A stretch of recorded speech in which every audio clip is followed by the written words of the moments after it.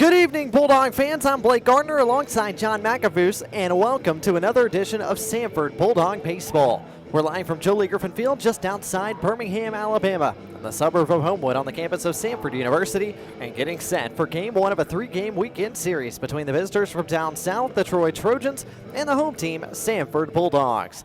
Thanks for tuning in on this Wednesday evening on YouTube Live and FM 91.1 WBSU, courtesy of the Samford Sports Network. Shout out to John McAfoose's production crew, our producers tonight, Madison Browner and Allison Hill, Mike Grace, Zach Schreiber, and everybody else who will help make tonight's broadcast possible. This is our region's pregame show, and this evening is Game 2 of our back-to-back midweek series between the Troy Trojans and the Samford Bulldogs. And John, you were with me last night down in Troy, but safe to say Game 1 of this series wasn't exactly smooth sailing for the Dogs last night, especially on the mound. Yeah, it was a bit of an ugly showing for the Bulldogs a night ago, both on the mound and defensively. Starter Connor Radcliffe struggled through 2 innings, allowing 5 earned runs on 3 hits and 5 walks. The bullpen didn't exactly stop the fire either, walking 8 more batters over the final 6 innings. And all Samford staff only allowed 5 hits to Troy, but an astounding 13 walks in just 8 innings. And when you give up that many free passes, it's going to come back to bite you. It certainly did last night for the Bulldogs, and the defense didn't help out a whole lot either. 5 errors committed, including 3 by second baseman Greg Moulet,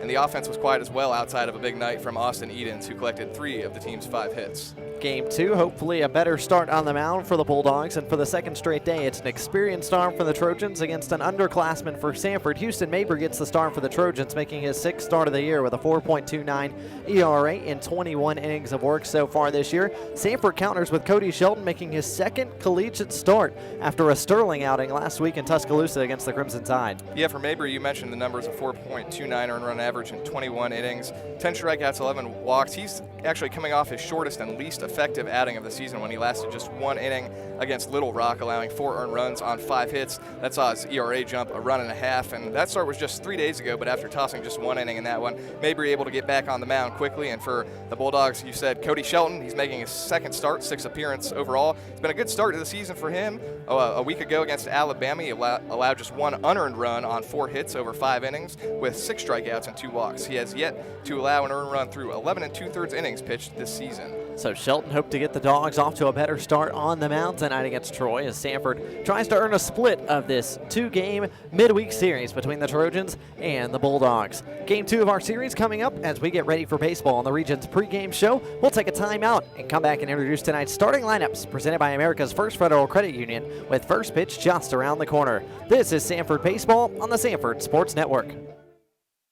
The road to Omaha begins in Greenville, South Carolina. The Southern Conference Baseball Tournament comes to Fluor Field May 23rd through 28th. Enjoy some great college baseball with a trip to the NCAA's on the line in a city the New York Times calls one of the top places to go in 2017. Get your tickets to the tournament and book your rooms in that Greenville today. Experience the games. Explore the city. These are the student athletes. This is where they train. These are their homes. This is where they become Rhodes Scholars and academic All-Americans. These are the athletes they've always admired. This is where champions are crowned and moments are made.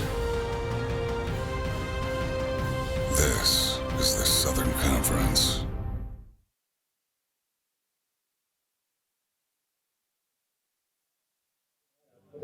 Starting lineups being introduced to the crowd here at Jolie Griffin Field. We'll introduce our starting lineups as well, presented by America's First Federal Credit Union, online at amfirst.org. We will start first with the Trojans of Troy. 12-7 on the year, the Troy Trojans, and their lineup looks very similar to the one that they used last night against the Bulldogs. It starts at the top with the freshman third baseman Drew Frederick. He's followed by the shortstop, the junior number 4 Matt Sanders. Batting third, the second baseman sophomore Brandon Lockridge. Batting fourth, the guy with the big fly last night, the senior left fielder Trevor Davis. He's followed by the coach's son in the 5 spot, the sophomore catcher Chase Smart. Batting sixth, another guy who went deep last night to dead center, the senior first baseman number 19 Justin Friend. Batting seventh, it's Mason Rogers, the right fielder and junior, and then 2 seniors are at the bottom of the order for the Troy Trojans. It's designated hitter TJ Bender and Stephen Whitaker, the center fielder. He takes over for Matt Hathcock, who got the start for the Trojans last night in center field. So Fred Frederick, Sanders, Lockridge, Davis, Smart, Friend, Rogers, Binder, and Whitaker. With the starting pitcher, Houston Mabry on the mound, who made his start last weekend against Arkansas. Little Rock did not go well, so he's back out in the midweek to take on the Bulldogs. Speaking of the Bulldogs, let's introduce their starting lineups. As TJ Dixon leads it off for Samford once again this evening. He's followed by Brandon Fryman, the shortstop, in the 2-hole. Batting third, Kevin Williams Jr., the left fielder and team leader in home runs with 8. Batting fourth, the cleanup man, Austin Edens, who's really coming into his own over the last week and a half or so, hitting .352. Batting fifth, second baseman Troy Dixon. He's followed by the designated hitter, freshman Ayrton Schaefer.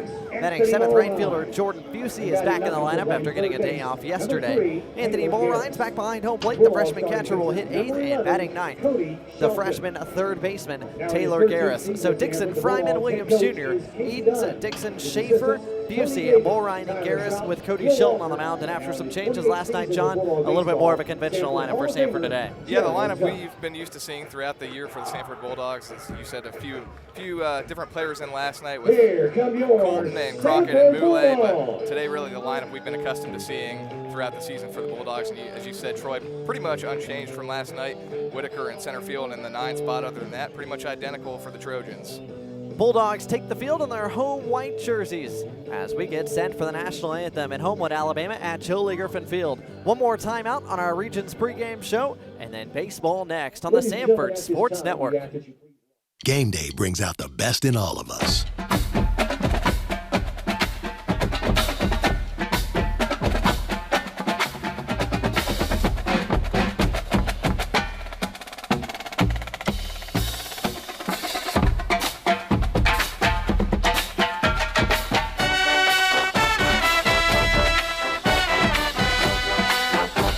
Regions, every day is game day. This is Lauren. These are her first roommates, her first car, and her very first health insurance plan, Blue Cross and Blue Shield of Alabama. Even at her age, she's not taking her health for granted. Her affordable health plan includes a routine annual checkup, apps, and programs that fit her lifestyle. Lauren may be just starting out, but with us, she's already got peace of mind. Blue Cross and Blue Shield of Alabama. We cover what matters. Find out how we can cover you for the first time.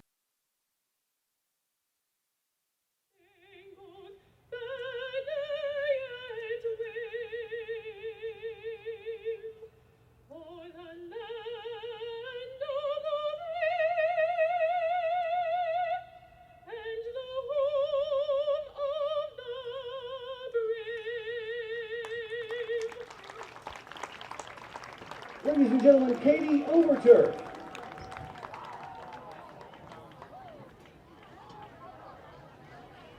If you would now, direct your attention to the first baseline and join us in saluting your brand new 2017 Southern Conference Women's Indoor Track and Field Champions, your Samford Bulldogs.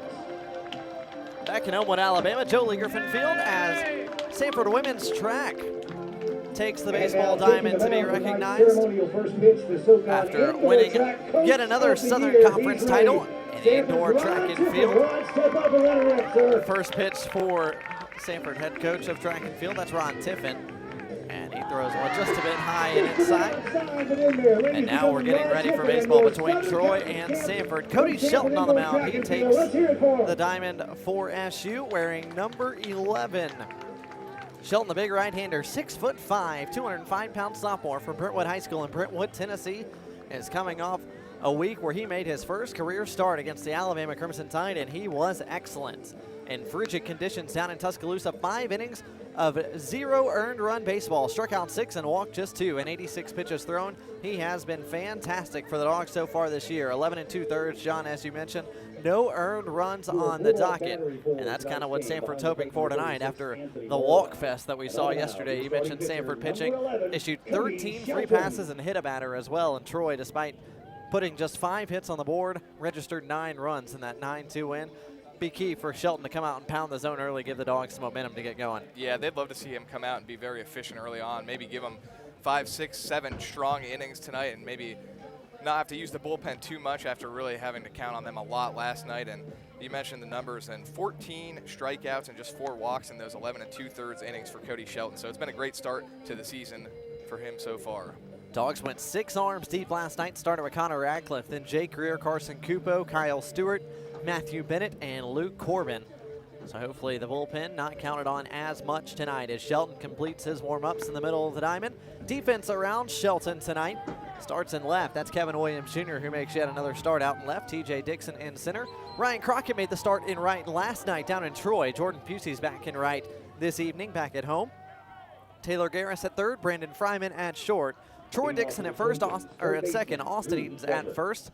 As we go around the horn behind home plate, the freshman Anthony Mulrine forms the battery with Cody Shelton. 6:01 is our first pitch, and it's a called strike. We're underway from Jolie Griffin Field in Birmingham, Alabama, as Drew Frederick takes strike one at exactly 6:01 local time.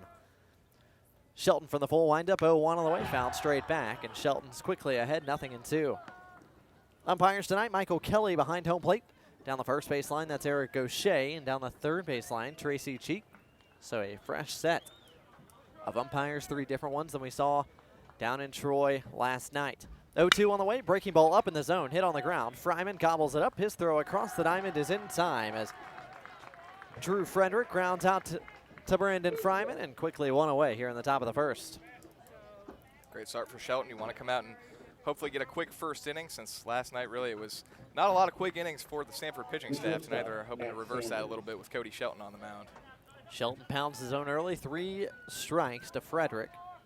And in steps the junior shortstop, Matt Sanders. Sanders takes the first pitch breaking ball that stays upstairs for ball 1. Sanders 0-for-5 a night ago, .227 batting average on the season. Fouls this one straight back, runs the count to 1-1. Sanders wearing number 4, the 5'8 junior from Bob Jones High School, Madison, Alabama.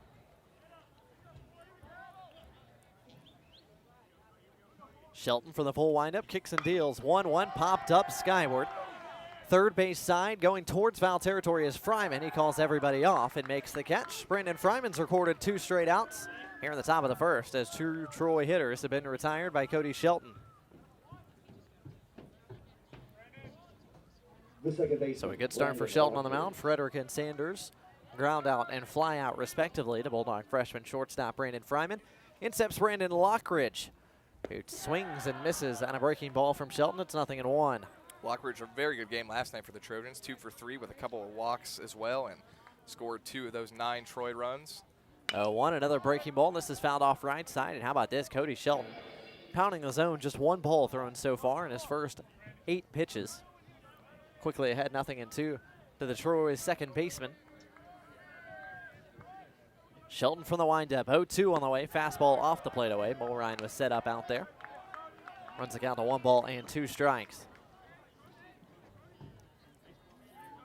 Shelton working for the first base side of the rubber tonight. 1-2 on the way. Fastball straight back. It was off the hands of Lockridge. He stays alive. We'll do 1 and 2 again as the crowd continues to file in here at Jolie Griffin Field. First 75 students in attendance. Got an all-new Samford 3/4 t-shirt, looking sharp. 1-2, breaking ball in the dirt, cut on and missed. Down goes Lockridge as Mulrine will make sure Lockridge wasn't headed down to first, and that will end the top of the first. Cody Shelton gets a fly ball, a ground ball, and a K. 3 up, 3 down. Go the Trojans in the top of the first. We're headed to the bottom half next on the Samford Sports Network. This is Lauren.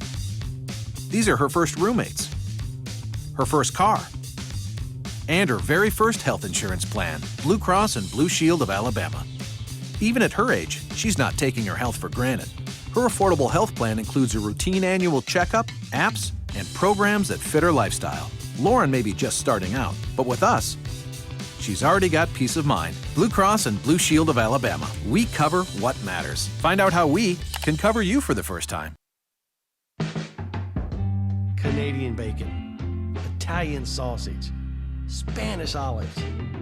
It's like having the whole world in your hands and then in your mouth. Order the Works Pizza or any large pizza for just $12. That's right, just $12 for any large pizza. Order now at papajohns.com. Better ingredients, better pizza, Papa John's. Behind the plate catcher, Chase Smart. On the mound, number 45, Houston Mabry. Trojans take the field behind starting pitcher Houston Mabry will set the defense in left is Trevor Davis in center, Stephen Whitaker, and in right, Mason Rogers. And then around the horn, Drew Frederick at third, Matt Sanders at short, Brandon Lockridge at second, and over at first is Justin Friend. Behind the plate for the second straight game is Chase Smart. And on the mound, making his second start in 4 days, is number 45, Houston Mabry, the 6'2 senior from Charles Henderson High School right there in Troy. Making his 6th start of the year. So far, 1-1 record, ERA 4.29 in 21 innings of work.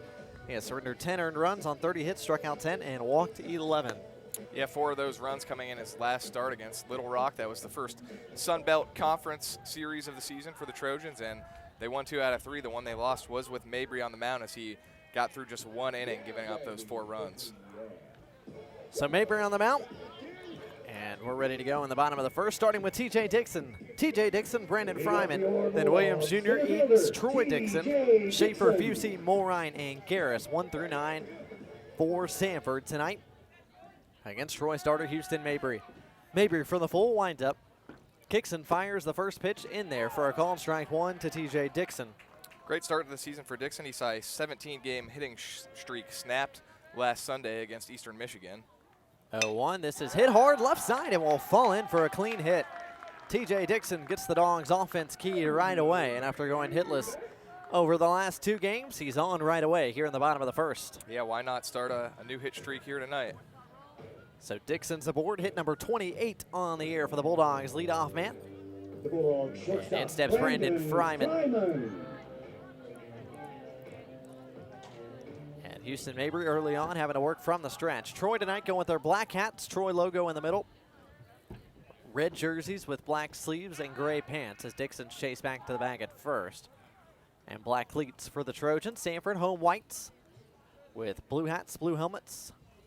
And some guys going with the high stirrup socks as well, blue and white stripes. Mabry from the stretch. First pitch on the way to Fryman, swung at. And hit foul right side. That'll get out of play. Dixon, the leadoff man, wears number 6. Fryman in the 2-hole wears number 7, the 6'1 freshman from Tate High School in Molino, Florida. He's also been held hitless over the Dogs' last 2 contests. Mabry, a couple looks. Dixon running with the pitch. Hit and run on as Fryman grounds weakly to third. No play at second with Dixon running on the pitch, but the throw across the diamond to get Fryman is in time for out number 1. Dogs avoid the double play with Dixon moving into second base. 1 away now for Kevin Williams Jr. Get productive out from Fryman, as you said, the hit and run on there, and Dixon taking off as soon as that ball is released, and productive out, getting him into scoring position. He'll be happy about that. So Dixon the man at second, and Kevin Williams Jr. now to the plate. The Bulldogs' best power threat so far this year, 8 home runs, leads the team. First pitch from Mabry, fouled off right side. It's 0-1. Williams 0 for 3 last night, but still slugging nearly 700, 699 right now. It's been a fantastic start to the season for him, and you mentioned the power, 8 home runs so far for the Bulldogs to lead the team. Talk about an impact transfer sliding right into the middle of the Bulldogs lineup. From the stretch, 0-1, chop third base side. It'll miss the third base bag by a good 5-6 feet or so foul. It's 0-2.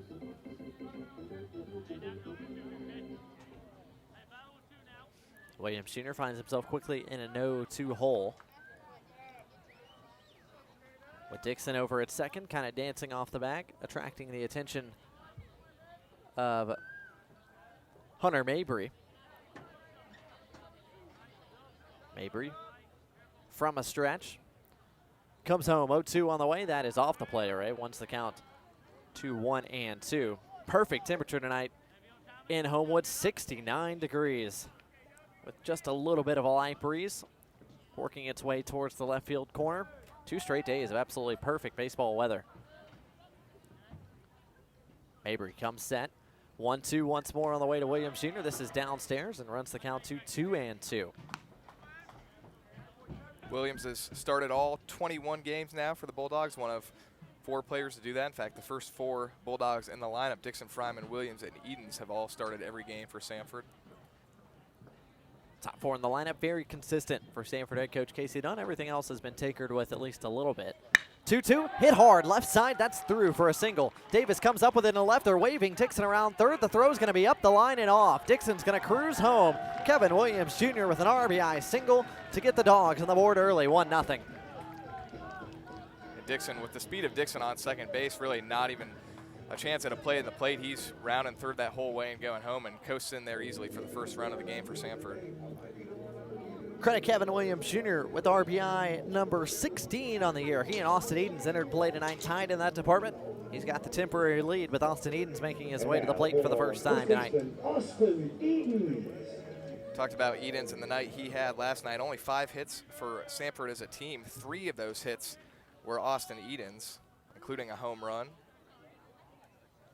First pitch to Edens, taken downstairs for ball 1. Yeah, you're right, John. He literally was the offense last night. Quite a few hard hit balls off the bat of Mr. Edens.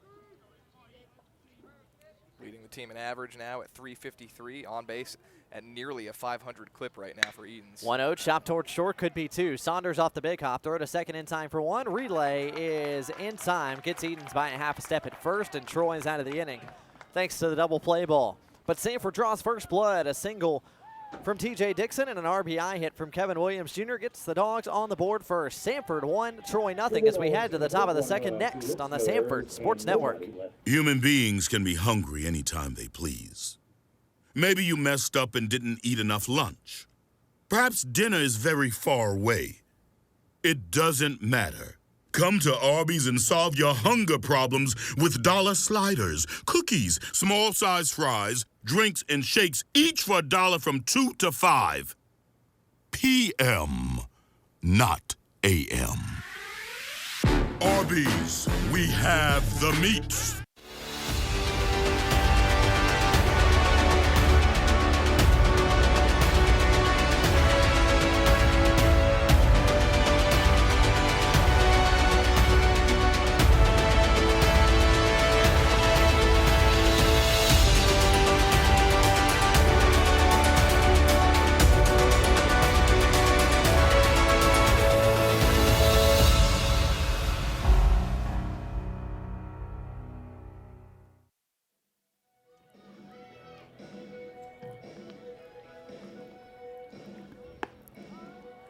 Blake Gardner, John McAfoose, top of the second coming from Joe Lee Griffin Field. Samford baseball in action against Troy tonight for the second straight day. Samford softball playing a doubleheader against Austin Peay today. They got game 1 in earlier this afternoon. Austin Peay came up with a 5-2 win. They're playing game 2 right now. And how about Abby Miranda just a few minutes ago? A grand slam to give Samford a 6-4 lead, and then Hannah Trombley follows with a big fly of her own, a solo shot, make it 7-4. Samford softball on top. Of the Governors from Austin Peay, Cody Shelton pours in a strike to Trevor Davis. He's ahead 0-1 to the Troy Trojan left fielder. 0-1 on the way from Shelton, fouled off, tailing right and out of play. Count now runs to 0-2. Samford softball team coming off a pretty good weekend this past weekend. The UT Martin Classic took 3 out of 4 games. Yeah. Good stuff for Mandy Burford and her squad. 0-2 on the way from Shelton. Breaking ball. Good morning, good afternoon, good night. Trevor Davis goes down on strikes. Cody Shelton registers his second straight strikeout of the evening so far, and 1 away for Troy in the top of the second. Yeah, and if you're a Samford fan, that's exactly what you want to see from Cody Shelton, just continuing to pound the strike zone, really the complete opposite of what we saw last night with the Samford Bulldogs and the 13 walks allowed. Shelton pounding the zone.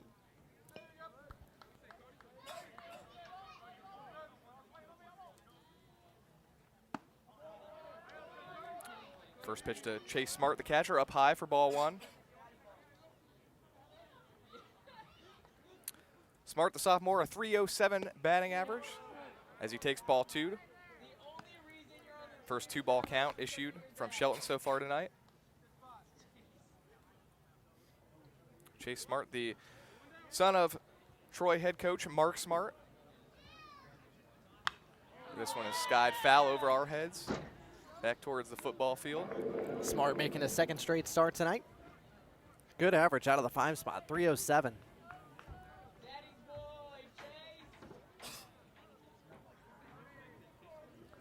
Shelton working for the full windup after first time tonight throwing 2 consecutive out of the zone. This has popped up. First base side foul territory. Austin Edens with room and a play. And he's under it and makes the catch. Chase Smart fouls out in foul ground. And for the second straight frame, quickly 2 down for Troy. Cody Shelton off to a great start. The first baseman, Justin Friend. So that brings up Justin Friend, the 6-hole, the senior, I should say, the senior first baseman for the Trojans. Smart fouled out so far. 18 pitches for Shelton, 14 strikes against the first 5 in the Trojan lineup. First pitch to Friend, a changeup, and it's in there for a called strike 1. Friend's got some pop. He leads the team in home runs with 3, but some contact issues, hitting just 196, and he struck out 22 times, which is also the most on the team. That misses up and away, runs the count to 1 ball and 1 strike. Saw exactly that dichotomy last night from Friend. 1 home run, couple of strikeouts. 1-1, that misses down and in, runs the count to 2 balls and 1 strike. A couple of walks as well, and he's got 11 walks to his name on the year. A couple of stalwarts in this Trojan lineup looking to get going. We mentioned Matt Sanders out of the 2-hole hitting just 227 so far this year. Justin Friend fits that profile as well. Average below 200 entering play tonight, but he's ahead in the count. 3 balls and 1 strike after the fastball misses up and away. Shelton trying not to lose anybody here. 3-1. This is upstairs for ball 4. Friend draws the walk, and Troy has a base runner, their first of the night, with 2 away in the top of the second. Justin Friend's aboard, and in steps Mason Rogers. Right fielder, Mason Rogers. Rogers an 0 for 4 last night with a couple of strikeouts, did draw a walk. The junior hitting just over 300 on the season, 303. This is 10th start of the year for the Trojans. First time out of the stretch for Shelton tonight, and he pours in a fastball outside corner for a called strike 1. Not a lot of ABs so far this season for Rogers, just 33. He's 10 for 33 with a couple of doubles and a home run. Shelton from the stretch. Short lead by Friend over at first. The 0-1 cut on and missed. Quickly nothing and 2. Rogers, the 6'1 junior from Linton, Alabama. Listed as both a catcher and an outfielder on the roster for the Trojans. It's a second straight start and a right field in this contest. 0-2 on the way from Shelton. Breaking ball off the plate away. Runs the count to 1 and 2. Bulldog dugout liked it, but it was a bit off the plate away.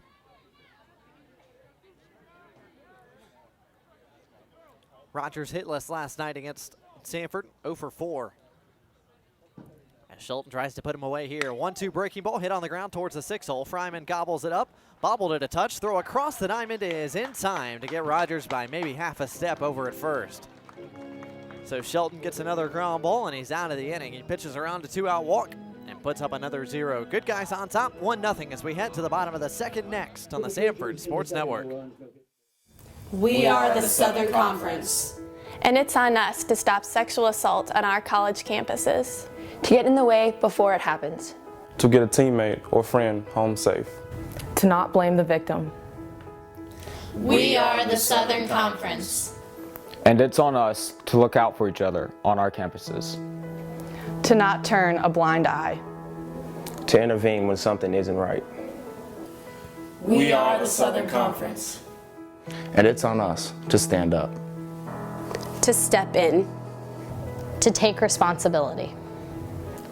We are the Southern Conference, and we take the pledge to stop sexual assault. It's on us, all of us, to make a difference on our campuses. Join us and take the pledge to be a part of the solution at itsonus.org.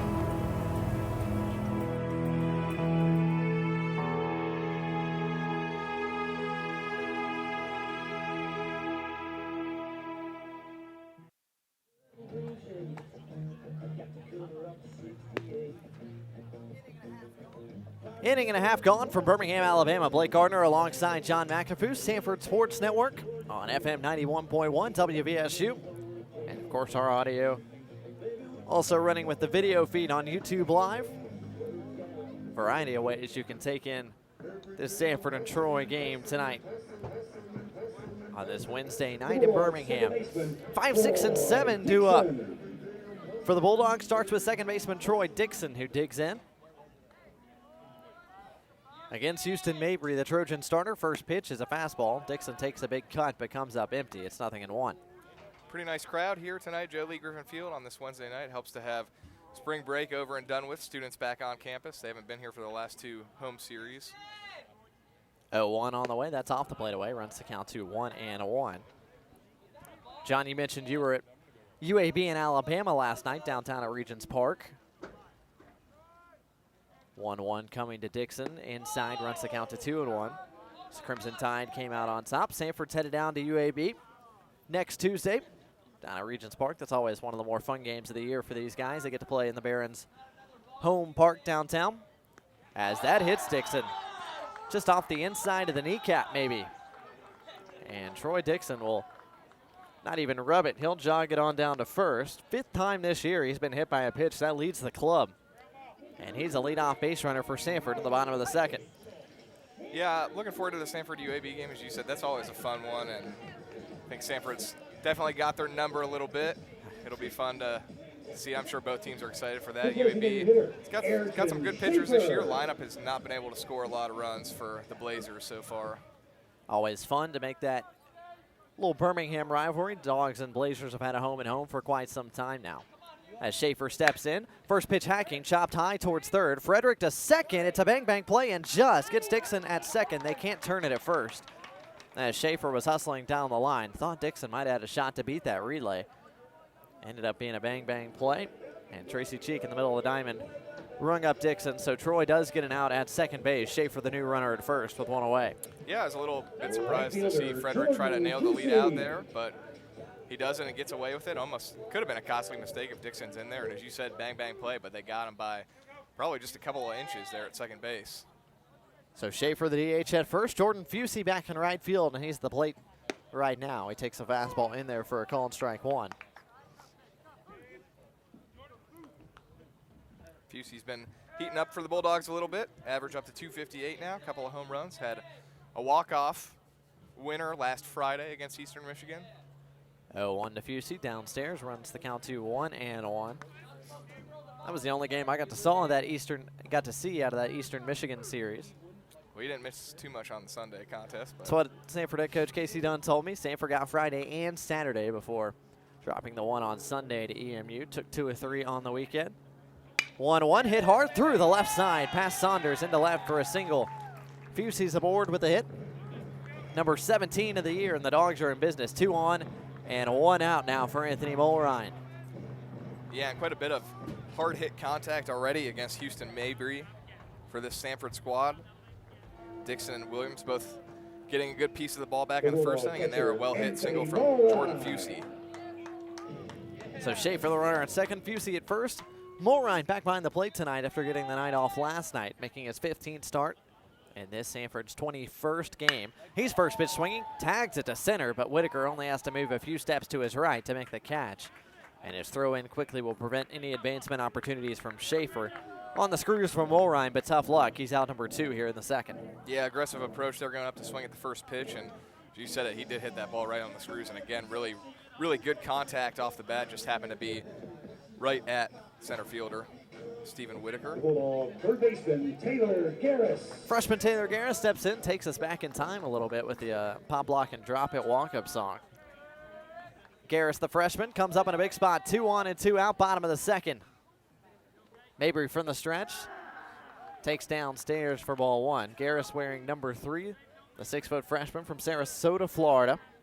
And so far has found a home there in that 9 spot. 18 hits and 53 at-bats.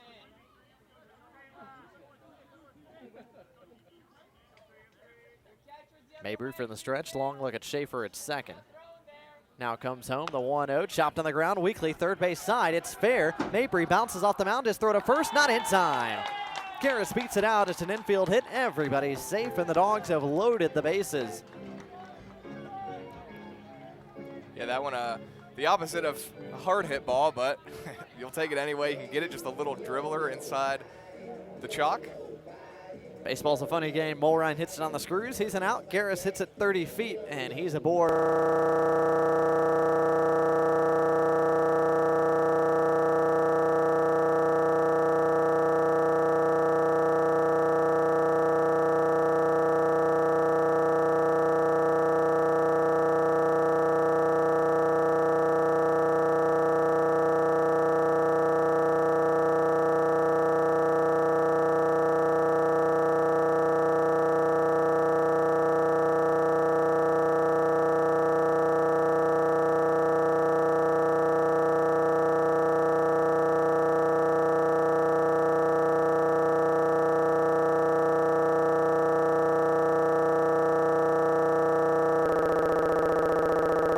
To nothing in one. Dixon so far this year, 455 with runners in scoring position. Got a couple of them out there along with the runner at first, Garris. 0-1, that's in the dirt. Good stop behind the dish by Smart to keep it in front. Evens it up on ball, 1 strike. Dixon also a perfect 2 for 2 so far this year with the bases loaded, which is what he's got right here. Infield back except for Frederick, who's playing just off the grass on the third base corner. From the stretch, Mabry comes home, 1-1, hits Dixon, got him off the inside of the leg. Hunter Mabry has hit both Dixons in the bottom of the second, and this one forces home a run. TJ Dixon trots over to first, and Ayrton Schaefer can trot home and score. RBI for Dixon, and it's 2-0 Samford. Bases still loaded as Brendan Fryman steps in. Yeah, Mabry really not helping himself out this inning. As you said, hit Troy Dixon to lead off the inning, and there hits his brother TJ to bring in the second run of the game. Fryman flares this right side, and it's going to be foul and out of play. 1 run in the bottom of the first, 1 run in the bottom of the second so far for Samford. And looking to tack on with the bases full and 2 away. 0-2 pitch on the way to Mabry. From Mabry, it's chopped third base side and foul. Fryman just gets a piece to stay alive. This inning started when Troy Dixon was hit by a pitch. Dixon was forced out at second after a fielder's choice ground ball from Schaefer. Busey singled through the right side. Mulrine lined out to center. But then Garris with the infield hit, and TJ Dixon hit by a pitch. 0-2 once more on the way to Fryman. That's upstairs. Good take. Runs the count to 1-2. Brandon Fryman so far this year. 1 of 2 with the bases loaded. And 348 with 2 outs. Mabry from the stretch. 1-2 on the way. That is just a bit downstairs. It caught plenty of the plate, but a bit too low for home plate umpire Michael Kelly. And we've got deuces. 2 balls, 2 strikes, 2 outs as we play in the bottom of the second. Samford on top, 2-0. Mabry gets his sign. Fryman ready to roll. 2-2 on the way. Popped up. Middle infield. That's shortstop Sanders, who's over and under it. Calls everybody off, and he will make the catch. As Mabry surrenders 1, but does strand the bases loaded. Samford extends their lead to now 2-0. As we head to the top of the third next. You're watching and listening to Samford Bulldog Baseball on the Samford Sports Network. General Shale makes your great outdoors even better with big savings on its outdoor living collection. Everything you need to create your own backyard fire pit, outdoor fireplace, General Shale delivers to your home and can recommend a contractor. Or offers easy-to-follow instructions to do it yourself. Save money now on backyard fun with General Shale's complete outdoor living collection. Hurry, your great outdoors is waiting for you. The road to Omaha begins in Greenville, South Carolina. The Southern Conference Baseball Tournament comes to Fluor Field May 23rd through 28th. Enjoy some great college baseball with a trip to the NCAA's on the line in a city the New York Times calls one of the top places to go in 2017. Get your tickets to the tournament and book your rooms in that Greenville today. Experience the games. Explore the city.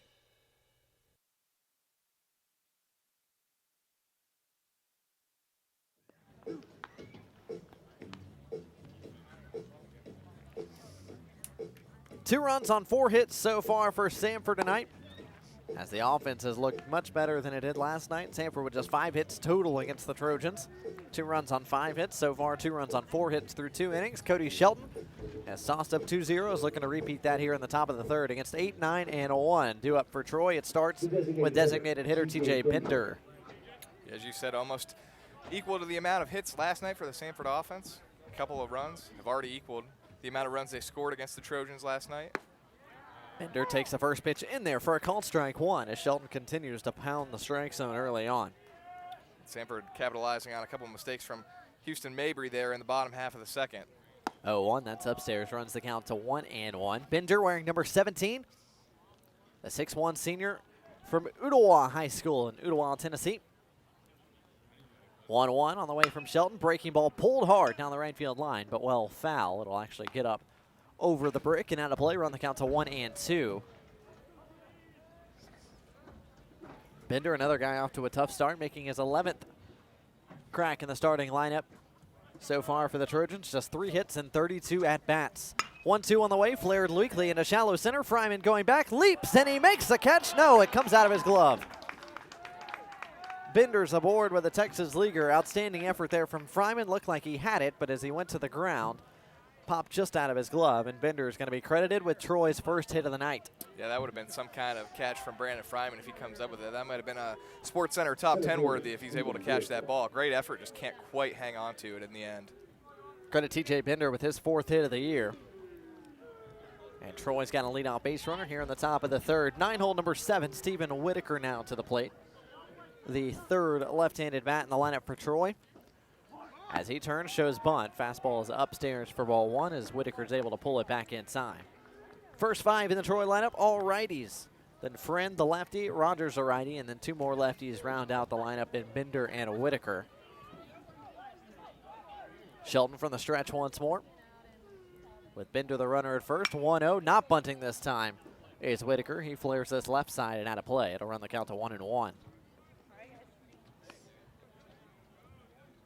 Whitaker, another senior, one of 4 seniors in the lineup tonight for the Trojans, not counting the starting pitcher, Houston Mabry. 5'11 senior from Creekview High School in Alpharetta, Georgia, just outside of Atlanta. Making his 15th start tonight.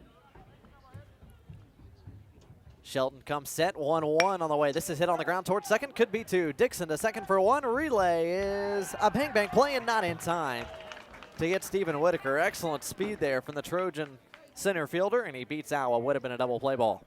Yeah, you mentioned the speed of Whitaker. He's got 8 stolen bases on the year. Him and these next couple of Trojans coming up, Frederick and Sanders, all with 8 stolen bases apiece, so able to beat that out, and now Troy's got a little bit of speed at first base with just 1 out. Whitaker tied for the team lead in stolen bases. He's 8 of 10. The guy at the plate, a perfect 8 for 8. Drew Frederick as we go back to the top of the order for the Trojans. The freshman 3rd baseman gets his 2nd look at Samford starter Cody Shelton. As Shelton works from the stretch. First pitch breaking ball hit on the ground through the left side for a clean single. 2nd hit of the night for Troy and 2nd of the inning. They've got 2 on and 1 out. As Frederick picks up hit number 18 on the year. Matt Sanders headed to the plate. Shortstop, Matt Sanders. Frederick and Sanders, as well as the guy on deck, Lockridge, are 3 guys that have started every game for the Trojans. Chase Smart as well, the catcher, started all 20 games for Troy so far. Frederick on first with that single. The lone freshman in the starting lineup for Troy. Whitaker at 2nd, Frederick at 1st.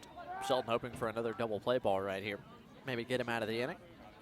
First pitch on the way, breaking ball, and it's just a bit up and away. Runs the count to 1-0. Sanders 0 for 1 today. Pop up to Brandon Fryman. 1 shortstop to another back in the 1st. As Shelton comes set, 1-0 on the way. That's off the plate once more, and it runs the count to 2 balls and no strikes.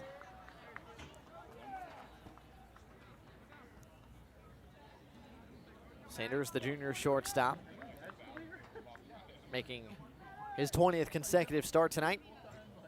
Played in 45 games last year for the Trojans. Started 41 at short. 2-0. Throw down to first, and it's not in time. Snap throw over there from Mulrine to Edens, but it is a called strike. Count out 2-1. Both runners at first and second feigned like they were going to try a double steal, but no one moved. Plenty of speed on the bases, though, between Whitaker and Frederick. Dixon holding Whitaker at second. Shelton comes home. 2-1. Hit hard towards left. Williams started in, now heads back. Still going back, and he's going to play it off the wall on the fly. Runner being waved around second. Fryman comes up with a relay. His throw to the plate's going to be well behind the runner. And Troy's on the board. RBI double for Matt Sanders. Give him RBI number 9 on the year and his 3rd double of the season. And Troy has cut Samford's lead to 1. It's 2-1. Snaps an 0 for 6 between yesterday and today for Matt Sanders, and it's a big one, getting Troy on the board, and by far the best hit ball of the night for the Trojans so far. And now time called by Samford head coach Casey Dunn. As there looked to be a little bit of miscommunication there in the middle infield, Fryman, Dixon, and Shelton. As Dixon was hanging around second base as Shelton came home. Shelton delivered, and even though the pitch was down, Sanders went down and got it. And drove it into left center. So Troy in business. 3 hits in the frame as we play in the top of the 3rd. Meeting on the mound complete. Ends with a pat on the back from Casey Dunn. And Shelton back to work now with 2nd and 3rd in a 1-run ball game. Brandon Lockridge now at the plate, the sophomore second baseman. Can tie the game for Troy. Second baseman, Brandon Lockridge. And the Dogs will play back here, conceding the run for the out early on still as we play in the top of the 3rd. Shelton from the stretch. First pitch to Lockridge, breaking ball, hit well towards right, slicing and fair, and it's rolling towards the corner. Busey able to cut it off before it gets to the wall, but it gets off his glove. Stopping at second base is going to be Lockridge, but it's a 2 RBI double, back-to-back extra base hits for the Trojans, and they've turned a 2-0 deficit into a 3-2 lead here in the top of the 3rd. Yeah, and that ball smoked into right field. Sanders, or Lockridge rather, I think, thought about maybe even testing the arm of Busey and trying to get to 30, elected to put on the brakes and stay at second, but a couple of back-to-back hard-hit balls from Sanders and Lockridge. Brandon Lockridge, the team leader in hits, 28 now on the season. They give him RBIs 11 and 12 on the season as well. He's in scoring position. Trevor Davis to the plate, and he takes the first pitch fastball downstairs for ball 1. 3 runs on 4 hits for Troy, and still just 1 away in this frame. Trevor Davis looking to continue, a guy that went deep in a big way last night. And a no-doubt fly to left center. 1-0, this is hit well towards left center. Dixon on the run, and he's able to make a running catch towards the gap. Nice play by Dixon out in center, covering ground, retires Davis for the 2nd time tonight. It's a big out. Davis leads the Trojans in all 3 slash line categories, batting average, on-base percentage, slugging percentage, and it was another well-hit ball there from Trevor Davis, but TJ Dixon, great speed out in center field to track that down. So runner on second, 2 away. As the RBI chance is passed to Chase Smart, the Trojan catcher. Shelton from the stretch, first pitch to Smart, off the fist, fouled back and out of play. It's 0-1. Smart 0 for 1 tonight. Popped out in foul ground to Austin Edens back in the 2nd inning. He was the 2nd out of the top of the 2nd, but hits for the 2nd consecutive frame here in the top of the 3rd. 0-1 on the way from Shelton. Breaking ball that stays upstairs, runs the count to 1-1. And after breezing through the first 2 frames, Shelton's run into a bit of turbulence here in the 3rd. Yeah, 2nd time through the order. Not great so far for Shelton. Single, double, double, and then a hard fly out to center. Trying to work out of it with a runner still at second base. 1-1 breaking ball. Good pitch is in there for a called strike 2. Smart didn't like it as he turned and spun out of the batter's box, but he's down 1-2 now to Mr. Shelton, who surrendered his first earned runs of the season in this top of the 3rd. And this is 14th inning of work on the season. Lockridge is second. Short lead held there by Dixon. 1-2 on the way from Cody. Fastball blows it by. Smart for strike 3. Shelton picks up strikeout number 3 on the evening. And that ends the frame, but not before Troy did some serious damage. 3 runs on 4 hits gives the Trojans a crooked number and the lead as well. It's Trojans 3, Samford 2 as we head to the bottom of the 3rd next on the Samford Sports Network.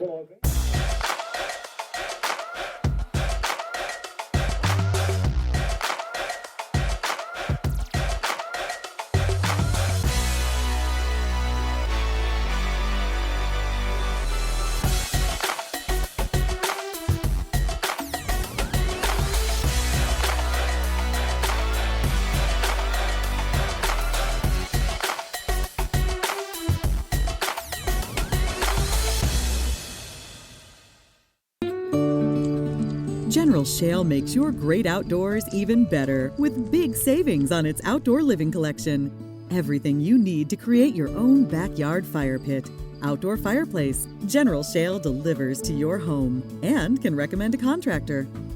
Or offers easy-to-follow instructions to do it yourself. Save money now on backyard fun with General Shale's complete outdoor living collection. Hurry, your great outdoors is waiting for you.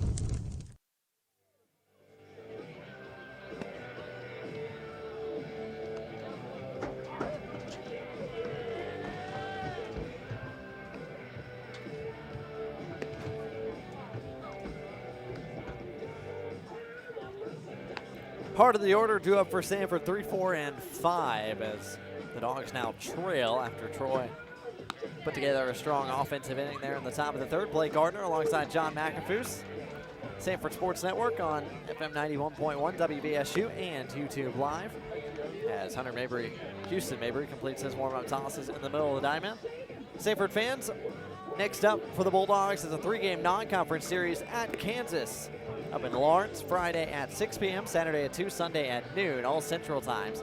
No Samford Sports Network coverage, but for game previews, recaps, and Kansas media links, just check out the baseball schedule page at SamfordSports.com. Pretty sure all 3 of those games are going to be on ESPN3. As Samford has 1 more non-conference weekend before hitting conference play.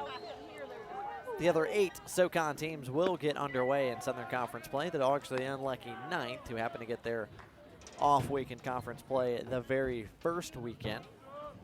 Kevin Williams Jr. at the plate takes a big cut at a Mabry fastball, but comes up empty. It's 0-1. Mabry almost off the rubber. He's so far to the first base side of the mound, and 2 straight swings and misses from Williams Jr. to kick off the bottom of the 3rd. Mabry working quickly, 0-2 on the way. Fastball downstairs, count now 1-2. You mentioned the Kansas series. Samford's fared pretty well against power conference schools so far this season. They got swept at Florida State, who at one point was actually ranked number 1, but other than that, 2 out of 3 from Indiana, and have beaten both Auburn and Alabama already this season. 1-2, found straight back, count still 1-2. Dogs took 2 of 3 from the Kansas Jayhawks when the Jayhawks were in Birmingham last year. Hope to do the same this upcoming weekend. 1-2, swing and a miss from Williams Jr. He goes down on strikes. First strikeout recorded by Mabry tonight. And Williams Jr. is retired. He's the first casualty of the bottom of the 3rd. In steps Austin Edens.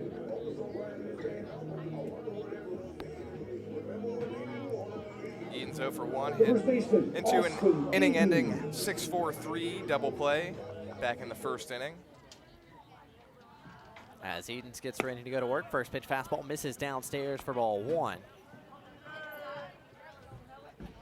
Edens team leader in batting average? No, he's 2nd on the team. Taylor Garris has him by a few percentage points right now, as Edens was the leader. Garris with the hit is now up to 352. Edens average at 347. 25 hits and 72 at-bats.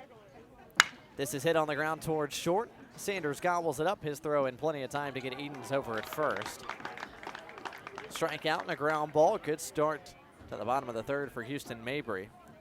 A Trojan starter so far, 2 2/3, giving up 2 earned on 4 hits. But for the first time all night, he's gotten the first 2 in an inning as the bases are empty with 2 away and Troy Dixon coming to the plate. Dixon takes downstairs for ball 1. And Mabry actually seems to be settling down a little bit this second time through the order, the opposite of Shelton, who starting to get hit a little bit harder his second time through the Troy lineup. 1-0, hit on the ground towards shore once more. Sanders, for the second straight time, gobbles it up, and his throw is inside. Strikeout and 2 ground balls to the junior shortstop, Matt Sanders, and the Dogs for the first time tonight go in order, 3 up, 3 down. Troy 3, Samford 2 as we head to the top of the 4th next on the Samford Sports Network.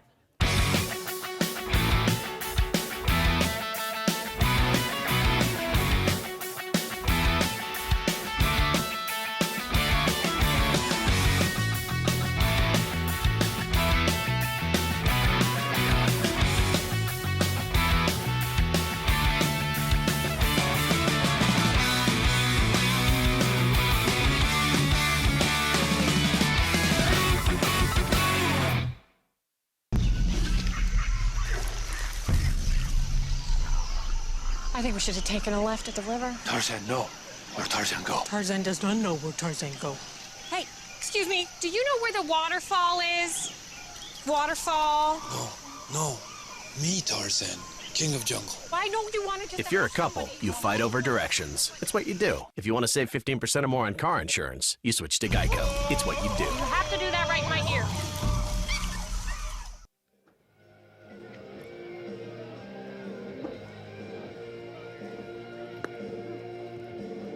A third of the game gone. Here from Birmingham, Alabama. Jolie Griffin Field on the campus of Samford University. Troy on top, 3-2. And coming off a 3-run top of the third, looking to do more damage against Cody Shelton on the top of the 4th. Shelton trying to settle down. They put together another 3 up, 3 down inning. Blake Gardner, John McAfoose on the Samford Sports Network. Top of the 4th means I will turn over play-by-play duties to my partner, John McAfoose. John? Appreciate it, Blake. Cody Shelton out for his 4th inning of work here at Jolie Griffin Field. 6, 7, 8 hole hitters due up for Troy, starting with Justin Friend, who takes ball 1 from Shelton. Shelton very efficient through the first 2 innings, ran into some trouble in the 3rd as Troy scratched out 3 runs. And that one is in there for a called strike, making the count 1-1 to Friend. A couple of back-to-back doubles last inning from Matt Sanders and Brandon Lockridge. Put 3 runs on the board for the Trojans, who now lead Samford by a score of 3-2. 1-1 pitch popped foul back our way over our heads towards Seibert Stadium. You mentioned Shelton had been efficient through the first few before finding some rougher water in the 3rd. Pitch number 50 coming for Shelton here in the top of the 4th. Some better swings and better contact from Troy. The 1-2 pitch in the dirt. 2-2 to Justin Friend. Friend walked his first at plate appearance back in the 2nd inning. 4 hits for both Troy and Samford at this point. 2-2 pitch to Friend in there for a called strike 3. Good pitch there from Shelton that time. He's got a changeup that he likes to throw against lefties, but that time straight heat, and it paints the outside corner, gets Friend looking, and he's retired for the first time tonight. Strikeout number 4 for the righty, Cody Shelton. Right fielder, Mason Rogers. Mason Rogers, the right fielder. 0 for 1 on the day. Grounded out to Brandon Fryman at short. Takes ball 1 to start his 2nd at bat. These two teams pretty evenly matched so far this year. Troy an RPI of 101, Samford 133. This one's fouled out of play by Rogers. All-time series, Troy has a pretty big lead, 41-21. It's been even when they've played here in Birmingham. Troy leads, or Samford leads rather, 15-13 at home. It's been a different story in Troy as the 1-1 pitch is in there for a called strike. Got a text from Samford pitcher Parker Curry, who texted me last night and said, man, we still can't play well at Troy. Samford having some struggles down in the southern part of the state, but yeah, you're right. Always seem to play much better here against the Trojans. Pretty even here as the 1-2 pitch is grounded. Dixon to his right. Fields throws over to Edens, and they get him just in time. A great play by Troy Dixon to throw out Mason Rogers by a step. I see you, Troy Dixon. Flexing the range and flexing the arm a little bit as well as he had to make the throw, working his way towards left field, back to first. Good pick over there by Austin Edens to pick him up, and they get Rogers on a bang-bang play. Dog showing off the leather there between the right side of the infield. Certainly looked like that ball was headed for center field, and Great play by Troy Dixon just to get that ball, let alone throw the runner out at first base. So 2 away as Shelton delivers a strike to TJ Binder, the designated hitter, 1 for 1 with a single. We talked about these two teams in Troy. 26-6 is Troy against Samford at home. 26-6. That includes last night's win. So it's been dominations for the Trojans in Troy, but in Birmingham it's been a little bit of a different story as they are fairly even. Got a little news on the social media front, John. USA posted their lineup tonight for the championship game of the World Baseball Classic about 20 minutes ago. Marcus Stroman on the mound as Team USA readies for a title bout against Puerto Rico in LA in about an hour or so. 1-1 pitch to Binder in there for a called strike. Yeah, it's been exciting to watch the World Baseball Classic this year, and USA in the finals for the first time ever in the history of the World Baseball Classic, this being the 4th time the tournament has been played. This one hit hard on the ground. Fryman's got on a couple hops, throws over to Edens in plenty of time, and it's a nice 1-2-3 inning for Cody Shelton. Troy continues to lead 3-2. We will be back with the bottom half of the 4th at Joe Lee Griffin Field. You're listening and watching to Samford Baseball on the Samford Sports Network. At Express Oil Change and Tire Engineers, we believe in service. Maintenance service, tire service, repair service, and most importantly, customer service. We believe in treating our customers with respect and integrity while offering all the services you need for your car. Most of all, at Express Oil Change and Tire Engineers, we believe in keeping cars on the road, keeping families safe, and keeping you coming back whenever the need arises.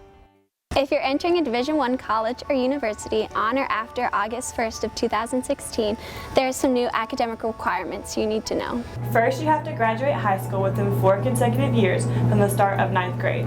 And in those 4 years, you have to pass 16 core courses. Next, your 16 core courses must be taken in a specific area of study at a specific time during high school. Your 16 core courses will determine your core GPA, which must be 2.3 or higher to be eligible to practice, compete, or receive an athletic scholarship during your freshman year in college. 10 of those 16 have to be taken before you.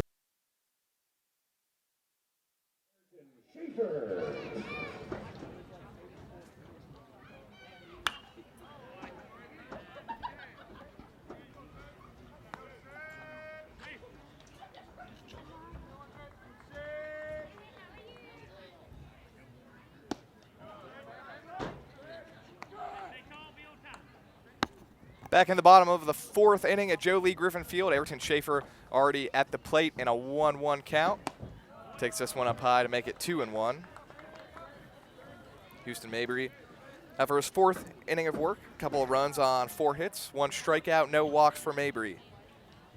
2-1 pitch to Schaefer, big swing and a miss. Mabry working quickly too. Weren't even done with our commercial break. He's already tossed 3 or 4 warm-up tosses and said, hey, I'm ready to go. Get in there. Let's do this. Not wasting any time, and he's out there with the lead right now, 3-2. Troy leads Samford here in the bottom half of the 4th at Joe Lee Griffin Field on a nice Wednesday night for baseball. Troy, of course, won last night's contest 9-2 as Schaefer swings and misses. Strikeout number 2 for Mabry. Good fastball there for Mabry. He seems to be showing a little bit more confidence in that fastball. The second time through the order, he's been able to locate it a little bit more, work both sides of the plate. And after no strikeouts the first time through, he's picked up a pair over the last couple innings. And all 4 of those Samford hits came the first time through the order as well. So Mabry certainly settling down for Troy right now as the first pitch for Jordan Fusey is in there for a called strike. Team's identical in the hit column with 4 apiece, but Troy leads in the all-important runs column 3-2 as Fusey skies this one out to left. Plenty of room for Trevor Davis. Takes a few steps to his right and back towards the wall and makes the catch. 2 quickly away here in the bottom half of the 4th. That's exactly what I'm talking about with Mabry being able to locate that fastball. That time down in the zone, and Fusey did a good job getting the barrel to it, but just missed it a little bit as he tried to drive it the other way. Room enough for Davis out there to keep it in play. And quickly 2 down for the Dogs offensively here in the 4th. Anthony Mulrine to the plate for the 2nd time today. Scorched a ball to center field, but it was caught on a line. First pitch here is fouled out over the netting. Mulrine just missed that fastball. That went straight back to the screen.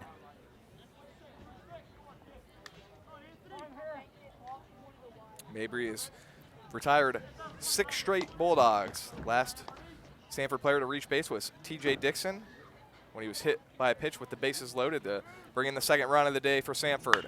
This one is skied high. Gonna get out of play though as Smart gives chase, but he won't have a play on it as it bounces into the stands and the fan gets a souvenir.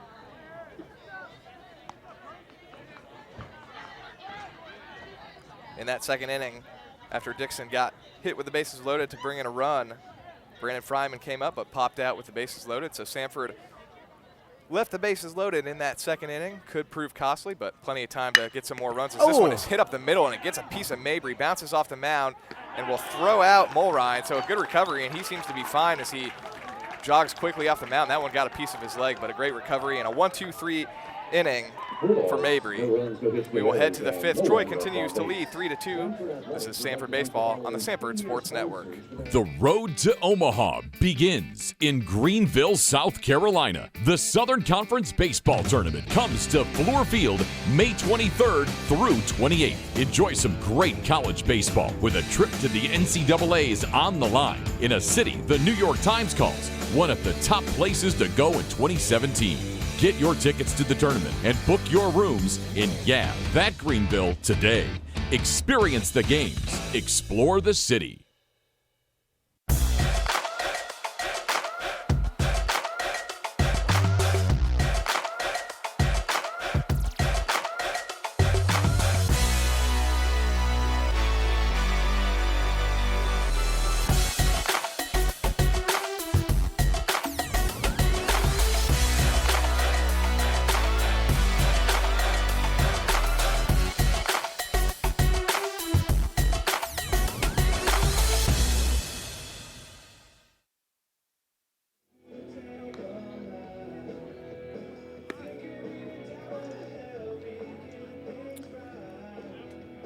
Heading to the top of the 5th here at Joe Lee Griffin Field.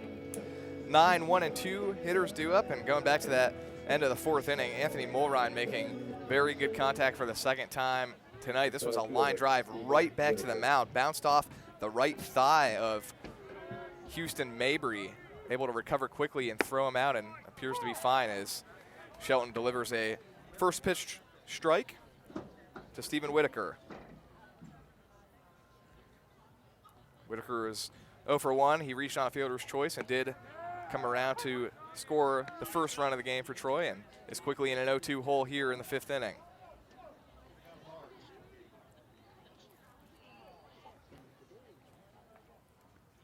Oh, 0-2 hit sharply on the ground. Troy Dixon a step to his right, fires over to Edens, and one away for Shelton here in the 5th.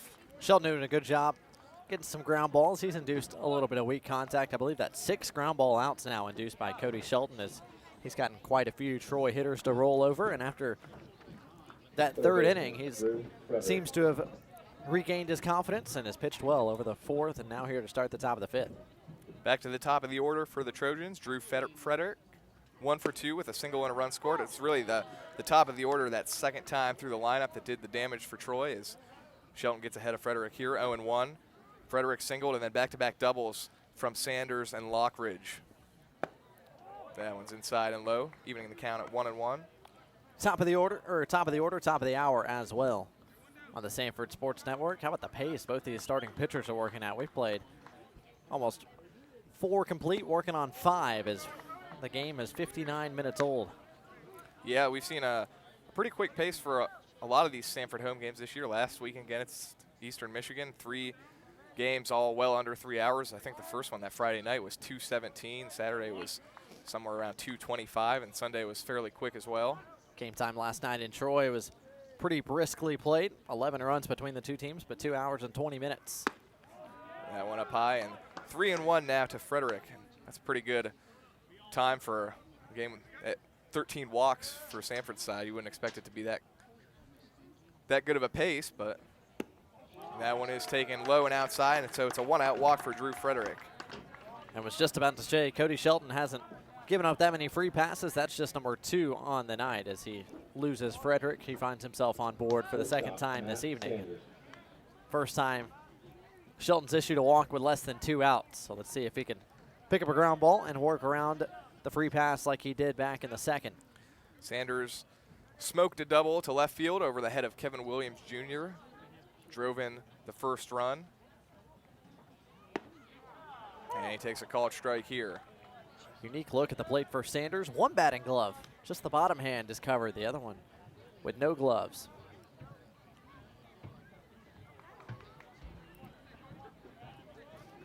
It's been the top of the order for Troy that's done the damage.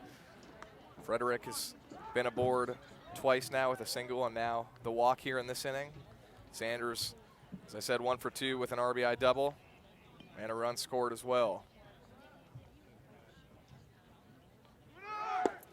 Taking off is Frederick. We talked about his good speed, but Mulrine guns him out. That is the first time all season that Frederick's been caught stealing for Troy. Great throw there from Mulrine. Everything had to be on the money to have a shot at Drew Frederick, and it was. Mulrine put it right on the bag, and Dixon applies the tag. First time this year, Drew Frederick has been cut down on the base pass. He was a perfect 8 for 8 before being thrown out by Mulrine. Great job by the Bulldogs defensively. Pitch to Sanders inside, make the count 2-1. Yeah, what a throw. I've been impressed with Mulrine's arm all season long. He threw out a couple runners last weekend against Eastern Michigan as well. And there, guns out Frederick for the first time this season. 8 for 9 now. The guy at the plate, Matt Sanders, also 8 for 9 on the base paths. So some speed at the top of this lineup for Troy. As Sanders finds himself in a 3-1 count here with 2 down in the top half of the 5th. 3-1 pitch, fouled out of play to the right side towards the Pete Hanna Center. Frederick with speed, Sanders with speed, and really Whitaker in the 9 spot with a ton of speed as well. The Troy center fielder tonight, you kind of get the sense that Troy would love to have him near the top of the order, but just not enough contact being generated by Whitaker so far this year. This one popped into shallow center. TJ Dixon coming in. He's not going to get there. It'll be a little bloop single into shallow center for Matt Sanders, who's got a couple of hits to his name now. Tough break for Shelton there. That's the second time tonight he's kind of been blooped for a hit. As that fell right into no man's land. No shot for TJ Dixon coming in. And second hit of the night for Sanders. He's the first guy on either side with a multi-hit contest to his name. And Mulrine throwing at Frederick really could play a big part in this inning now, as it could be a first and second with a 1-out situation for Troy, but thanks to Mulrine's arm there, it's just 2 outs with Sanders on first. And talked a bit about his speed too. He's got 8 stolen bases to his credit too, so a danger on the base pass, and now stands at first base. As Lockridge takes ball 1, and Mulrine's going to go out, have a quick chat with Cody Shelton. Coach Dunn will as well. Casey Dunn, 13th season with the Samford Bulldogs. Mark Smart in his 2nd season as Troy's head coach, but served as an assistant coach for a long period of time with Troy from 2003 to 2015. He was an assistant with Troy and then took over as head honcho in 2016. Led the Trojans to a 32-26 record a year ago. Not his first head coaching gig. He previously coached at University of West Alabama from 1995 to 2000. Good mound visit there from Coach Dunn to kind of get Shelton to slow down a little bit. Guy that's next pitch will be pitch number 75. He went 86 last week against Alabama. Before that, his previous high was just 38 in his college career. 1-0 pitch just outside to make it 2-0 to Brandon Lockridge. Lockridge 1 for 2 with a strikeout and a 2-run double.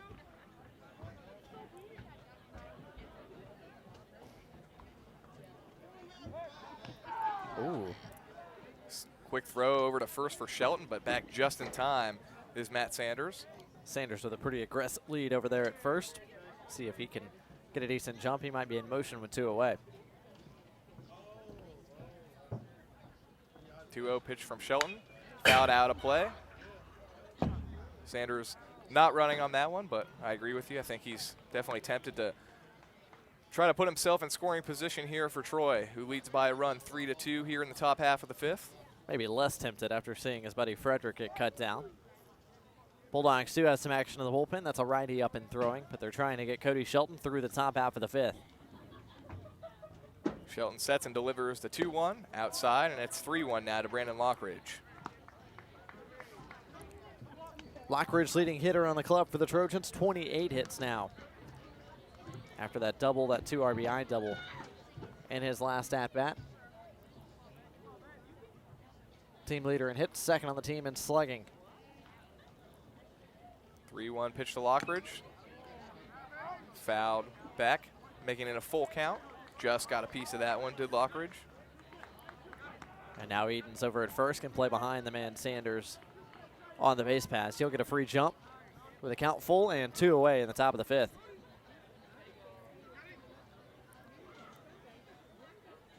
Full count to Lockridge with 2 outs. You said Sanders will be running here. And there he goes, 3-2 pitch, fouled and out of play, and we'll do it again. It's a pretty good 3-2 pitch there from Shelton, down and in. Tough for Lockridge to get his hands to that baseball. He can only spoil it and wait for another 3-2.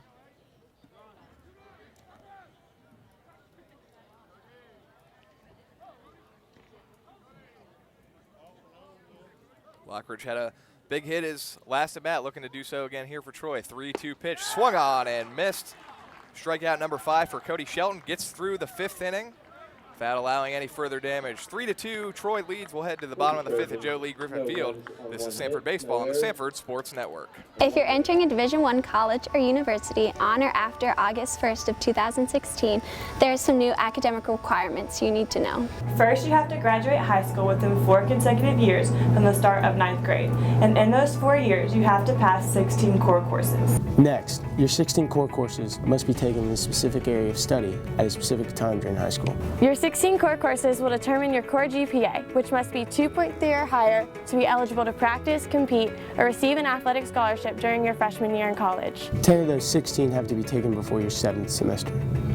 Those 10 courses are locked in, meaning you can't retake them to improve your GPA. You must also earn a combined ACT and SAT score that matches your core course GPA on the Division I sliding scale. It's important to build a team that you can depend on for guidance and support. So go talk to your guidance counselor and ask them to join your team. We all were in your shoes just a few years ago, so we know what it takes to become a Division I student athlete. But more importantly, we know what it means to make our dreams become a reality. You can too.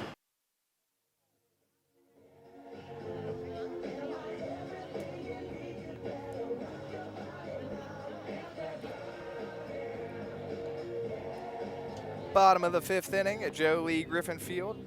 Troy continues to lead the home team 3-2, 3 runs on 5 hits for Troy, 2 runs on 4 hits for Samford. It's the 9-1 and 2 batters for the Bulldogs will come to the plate here in the bottom half of the 5th, beginning with Taylor Garris, who reached on a little infield single just inside the chalk line. Little dribbler back in the 2nd inning. Takes a called strike 1 here to begin the bottom half of the 5th. Swing and a miss on a ball low and inside, and quickly in an 0-2 hole is Taylor Garris. Chalk trying to get the offense restarted. Scored in the first 2 frames, picked up 4 hits. They've been held hitless since over the last 2 frames and change now with Garris at the plate. Mabry the 0-2 just outside, making it 1-2. Indeed, Mabry has retired 7 straight Samford Bulldogs now. 2 hits in the first for Samford and 2 in the second. No runners on base in the 3rd and 4th. This is a hit sharply to 3rd. A nice play down to the ground from 3rd baseman Drew Frederick. Throws out Garris. So a nice defensive play there from the Troy 3rd baseman. Yeah, solid work there from the freshman, working towards his glove hand side, sliding, and he makes the catch, and even better, gets to his feet in time to cut down Garris at first. We've seen outstanding defensive efforts on both sides tonight through 4 innings and change. Some good plays on the infield, as you mentioned, for both teams. We saw a great play from Troy Dixon there. Drew Frederick, 3rd baseman for Troy, nice play. And Mulrine throwing out a runner who was perfect 8 for 8 in stolen bases in Drew Frederick. TJ Dixon back to the plate, puts down a bunt. Frederick's going to have to hurry. He feels, throws, bare hand, no play, and TJ Dixon aboard with a perfect bunt single. And he's aboard for the 3rd time tonight. Great bump by Dixon. Kind of wish we'd see more of that from the Bulldog leadoff man. He's got plenty of speed, and that time he lays down a perfect bunt. There's no shot. Frederick gets him at first, even with a perfect field and throw, and Dixon finds himself on the base paths for the 3rd straight time tonight. Yeah, if TJ Dixon puts the ball where he did right there, he's going to be safe 100% of the time. As you say, Frederick really played that as well as he could. Throw was a little offline, but as you said, even if it's right on the money, TJ Dixon is safe with ease. Fryman steps to the plate and takes ball 1. Should mention that the new Troy pitcher on the mound now is number 14, Andrew Crane, the 6'4 redshirt junior from Pascagoula, Mississippi. Working from the stretch. Crane making his 6th appearance. ERA just over 2, a 2.25 ERA as he delivers a strike to Brandon Fryman. 8 innings pitched for Crane.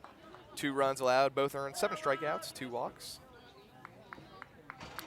So the first pitching change of the game belongs to Troy. Dogs will likely go to the pen in the top of the 6th with Cody Shelton around 80 pitches after 5 complete. 80 pitches exactly for Shelton. That one in there for a called strike. 1-2 now to Brandon Fryman, the shortstop, who's 0 for 2 on the day.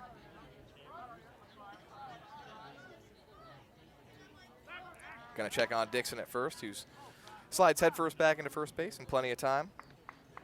Dixon, the Dogs' only real threat to run so far this year, 3 of 4. The guy at the plate, Brandon Fryman, also has 3 stolen bases, but a little less success, 3 out of 7. Fryman fouls one back and out of play. Count remains at 1-2. Houston Mabry's day done after 4 innings pitched, allowed 2 runs, both earned on 4 hits. A couple of strikeouts, no walks for Houston Mabry, but he did hit a couple of batters. Hit each of the Dixon brothers that brought in a run. Swing and a miss from Fryman. Dixon takes off. Throw's going to go into center field. Dixon thought about going for third. He'll stay at second. Dixon credited with the stolen base, and now we might get an argument here from the head coach, Coach Smart, coming out of the Troy dugout as Fryman kind of tried to take off towards first. Obviously, he was out anyway. First base was occupied while he was at the plate. May or may not have interfered with the throw of Smart down to second, but as it stands, Dixon is safe at second with his 4th stolen base of the year after the strikeout. So Fryman 0 for 3 on the day, but TJ Dixon gets himself into scoring position as head coach of Troy, Mark Smart, continues to talk to home plate umpire Michael Kelly. 2 outs here in the bottom half of the 5th. Kevin Williams will come to the plate with a runner on second base. Samford looking for some offense. TJ Dixon is their first base runner. In fact, their first base runner since he got hit by a pitch with the bases loaded back in the 2nd inning.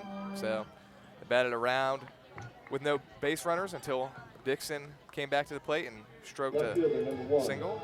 Kevin Williams. 2 for 2 for Dixon today. Was also hit by a pitch and has scored a run and knocked in a run, and looking to maybe score another run. It would be the game-tying run as Williams Jr. 1 for 2 with an RBI single back in the 1st inning and a strikeout in the 3rd.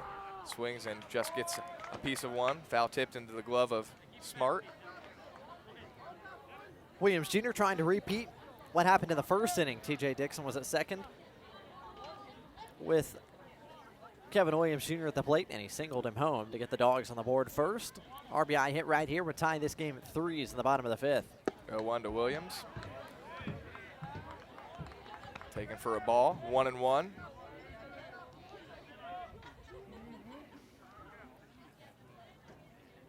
Kevin Williams, 16 RBIs on the season right now, including that 1st inning RBI, as that one is low.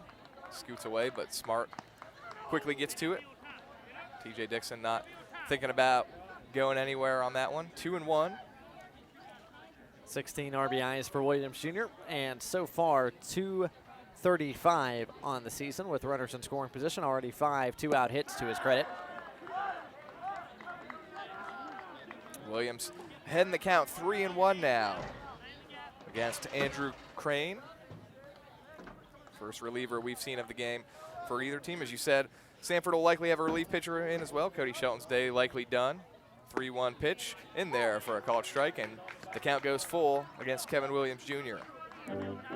Good battle between Crane and Williams Jr. Crane can afford to make his pitch right here with the base open with 2 away.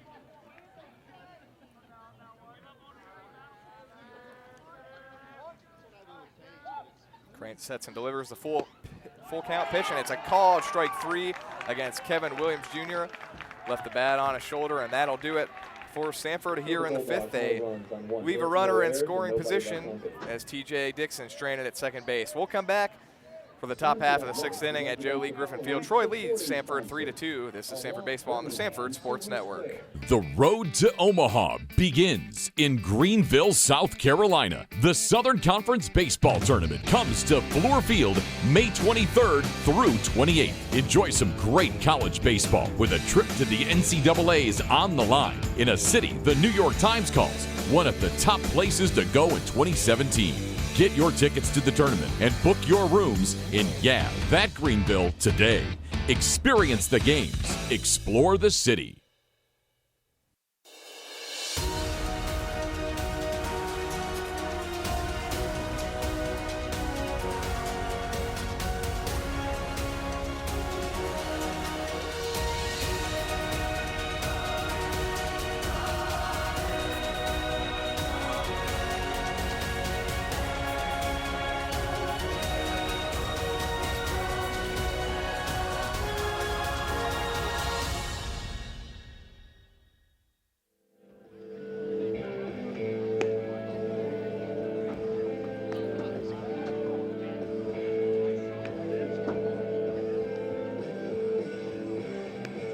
Please now pitching for your Bulldogs, number 41, Jared Brasher. Well, we saw a pitching change for Troy, and now we will see one for the home team, Samford Bulldogs. Day is over for Cody Shelton. 5 innings pitched, 3 runs, all earned on 5 hits, 5 strikeouts, and a couple of walks. And now the new pitcher for the Samford Bulldogs, number 41, Jared Brasher. Brasher, the 6'1", 200-pound senior from Pell City High School in Pell City, Alabama, was a member of the Spring Academic All-Conference team last year. He's going to be called upon in the top of the 6th. So far this year for Brasher, 6 1/3. He's given up 2 runs on 2 hits, struck out 9, but also walked 9. ERA 2.84, whip at 1.83. This is appearance number 8 on the year for Jared Brasher, who last appeared twice in the Eastern Michigan Series, back on the 18th and the 19th. The left fielder, Trevor Davis. Looked good in that series against the Eagles. Struck out the side in one of those appearances. Leadoff batter in that inning reached on an error, and then Brasher struck out the next 3 batters. So control much better in that series than we've seen from him recently. Here he delivers a first pitch ball to Trevor Davis. Davis a threat with the bat, but 0 for 2 with a strikeout and a flyout so far this evening. Takes inside, and 2-0 the count now to Trevor Davis. Brasher, one of the highest velo guys, probably the highest velo guy out of the Bulldogs bullpen. Low to mid-90s fastball, vicious slider too. The key is establishing that fastball. He needs to find the zone with it early so he can work the slider off it. And so far, 3 straight fastballs out of the zone against Trevor Davis. So quickly a 3-0 count to Trevor Davis, trying to get on board to start the 6th. Takes a strike there. You said it, Brasher, it's all about command and control of that strike zone. When he has it, he's very, very good, and when he doesn't, he can be incredibly wild. So you never quite know which pitcher you're going to get. So here he delivers the 3-1, and that is in there for a called strike 2. Trevor Davis thought it was ball 4. He had already thrown his bat and started walking to first base, and now he's going to have to go back and pick that bat up, and it's a full count now to Trevor Davis. Bit of a walk of shame there from Davis, and if I were him, I might be swinging if this is anywhere close on 3-2. Home plate umpires usually don't take too kindly to that. Yeah, Michael Kelly probably not the biggest fan of that in the world, and he does swing, and he flies one out the right. Fusey is on the run back towards the wall. He camps out under it and puts it away for the first out. Good pitch there from Brasher on 3-2, and great work as he worked back from 3-0 to work the bottom of the zone on 3 straight pitches. Davis got a little bit of wood to it, but plenty of room out there and right for Fusey to camp under and make the play for out number 1. Chase Smart, the catcher for Troy, 0 for 2 with the strikeout. Steps to the plate for his 3rd at bat of the evening. Brasher's first pitch swung on and missed. Chase Smart, really a great story for Troy. His dad, of course, is head coach Mark Smart, and his parents, Mark and Deborah, found out when Chase was just 2.5 years old that he had some nerve damage at birth that caused Chase Smart to be born deaf. Smart family has had some cochlear implants, just a small electronic device that tries to kind of give him a sense of sound, and It's a good story for him. He's been a great baseball player all his life. He's the Alabama State 5A Player of the Year. He takes the ball up high to make the count 1-2. He was actually drafted out of high school by the Atlanta Braves in the 35th round. Elected to go to Troy University instead and play for his dad. Fouls one out of play to the right side over the bricks. Guy who came in and made an impact right away. Started 54 games last year as a true freshman catcher. Drew a team-high 27 walks, so a guy with a really good sense of the strike zone. And there he takes one low in the dirt to make the count 2-2. Has never used his hearing impairment as an excuse of any kind and has really been an efficient and successful baseball player thus far in his career. Of course, hoping to maybe one day get drafted again a little bit higher than the 35th round. That one is in there for a called third strike on the outside corner, and Smart down for the third time today, the second time that he is struck out. That's what makes Brasher so tough right there. You can be sitting on slider, and he comes with that fastball and just paints the outside corner, and there's not a whole lot of guys that can do a whole lot with 93, 94 painted on the black like that. Smart takes it looking, and quickly 2 away in the top of the 6th. Good start to this 6th inning for the senior righty, Jared Brasher. Delivers one just a little bit high to Justin Friend. Friend walked in the 2nd, struck out looking in the 4th. Troy up 3-2 here in the top half of the 6th as this one is fouled back into the netting to make the count 1-1. Both starting pitchers out of the game now. Cody Shelton for Samford went 5. Houston Mabry for Troy went 4. Justin Friend hit one of the longest home runs I've seen so far this year, over a tall wall, 400+ feet away at Troy last night. Takes a called strike there, and Friend now down in the count 1-2. Yeah, Friend 1 for 2 last night, as you said, with that bomb. A couple of RBIs, a couple of runs scored, and walked 2 times as well. So very good night at the plate for Justin Friend. 1-2 swung on and missed. Brasher a quick 1-2-3 inning with a couple of strikeouts. A great performance from the righty, Jared Brasher. We will head to the bottom half of the 6th. Samford still looking for some offense. They trail Troy 3-2. We'll be back for the bottom half of the 6th. This is Samford Baseball on the Samford Sports Network.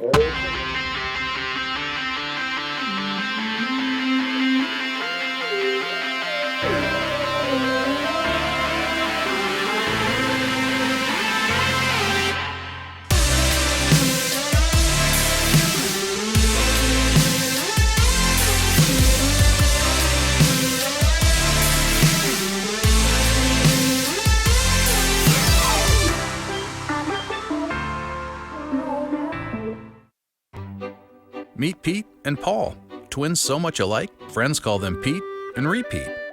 But Blue Cross and Blue Shield of Alabama treats them as individuals. Each gets a health insurance plan designed to meet his specific needs. One is a self-employed entrepreneur, the other working for a large company. After all, no 2 customers are alike, especially in Alabama. Blue Cross and Blue Shield of Alabama. We cover what matters. Find out how we can cover you.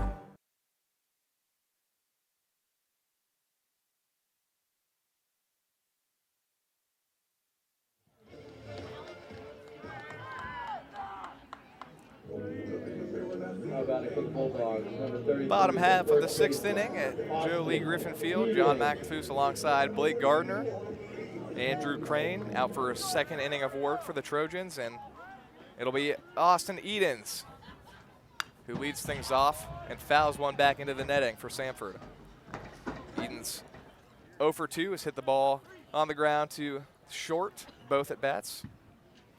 Inning-ending double play in the 1st, and then a 6-3 ground out in the 3rd. Takes one off the plate to make the count 1-1. Middle of the order so far for the Dogs.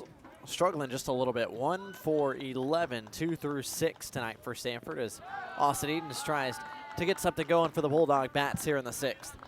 Ahead in the count 2-1. Yeah, it looked after the first couple innings like maybe Samford's offense would break out a little bit again tonight after being held mostly in check last night, but it's been slowed down since then as Edens hits one into left field. for his first single of the game, first hit of the game. There you go. It's the reverse announcer's jinx. You got to talk about it enough and get the bats going a little bit. Austin Edens picks up hit number 26 on the year. And the Bulldogs have a leadoff base runner.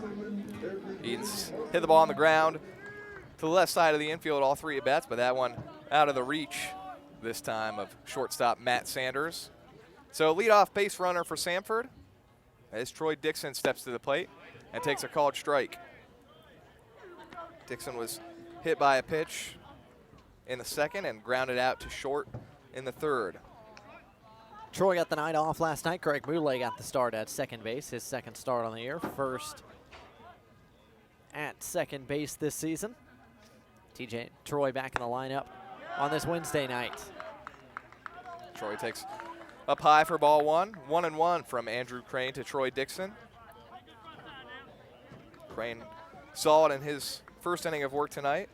Allowed a bunt single to TJ Dixon, but then a couple of strikeouts of Fryman and Williams Jr. to get out of the inning. 1-1 pitch here, hit hard to short. Could be two. It goes 6-4. They will not get Troy Dixon with the speed that he's got. He beats it out, so he's aboard on a 6-4 fielder's choice. Good hustle there by Dixon to beat out a double play ball. Sanders couldn't really charge that baseball, kind of had to wait on the big hop, and it likely cost him a chance to double play, but they do pick up the lead runner out at second. So the Dogs basically trading out for a speed up over at first. Dixon now the new runner with Ayrton Schaefer at the plate.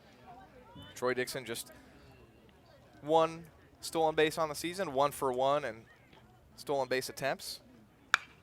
Schaefer skies one out of play.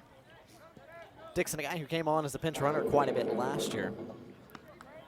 Quite a bit of speed for the younger brother of the Bulldogs leadoff man, TJ. His role has increased quite a bit for the Bulldogs this year. Still struggling at the plate a little bit, but he's a guy that they think will get going in time. And now he's at first base representing the tying run. Samford trailing 3-2 here as Schaefer takes one on the outside corner, is in an 0-2 hole here. Schaefer 0 for 2 on the day, reached on a fielder's choice and struck out.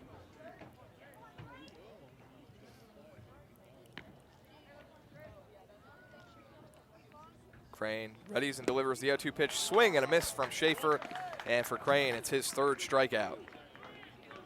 Second time tonight, Ayrton Schaefer's gone down on strikes, and that's a good pitch there. Breaking ball from Crane to get Schaefer swinging.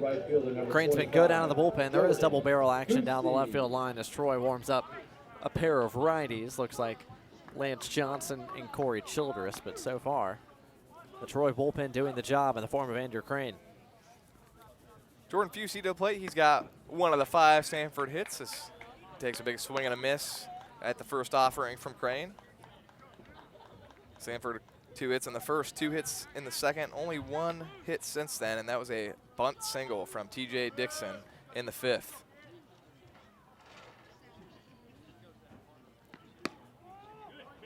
Oh, 1 just outside to make the count 1-1 to Jordan Fusey. You mentioned the next trip for Samford going to Kansas this weekend for a 3-game series. Ball fouled out a play there. Troy Dixon was running. Maybe had the hit and run on there. Yeah, couldn't tell if that was a hit and run or maybe a straight steal, but either way, Fusey fouls it out of play.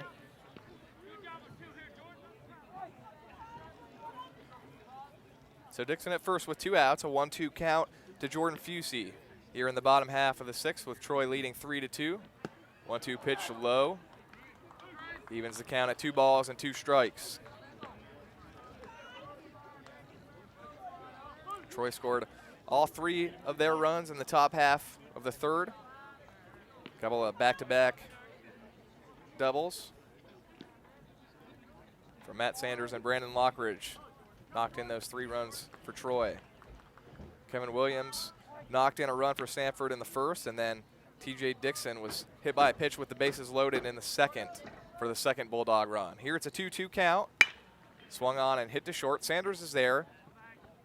Tosses across the diamond in plenty of time, and Fusey is retired. So 1 more runner stranded for the Samford Bulldogs, but no runs scored as they continue to trail Troy 3-2. We will head to the 7th inning here at Joe Lee Griffin Field. Troy 3, Samford 2. This is Samford Baseball on the Samford Sports Network. This is Lauren. These are her first roommates, her first car, and her very first health insurance plan, Blue Cross and Blue Shield of Alabama. Even at her age, she's not taking her health for granted. Her affordable health plan includes a routine annual checkup, apps, and programs that fit her lifestyle. Lauren may be just starting out, but with us, she's already got peace of mind. Blue Cross and Blue Shield of Alabama. We cover what matters. Find out how we can cover you for the first time.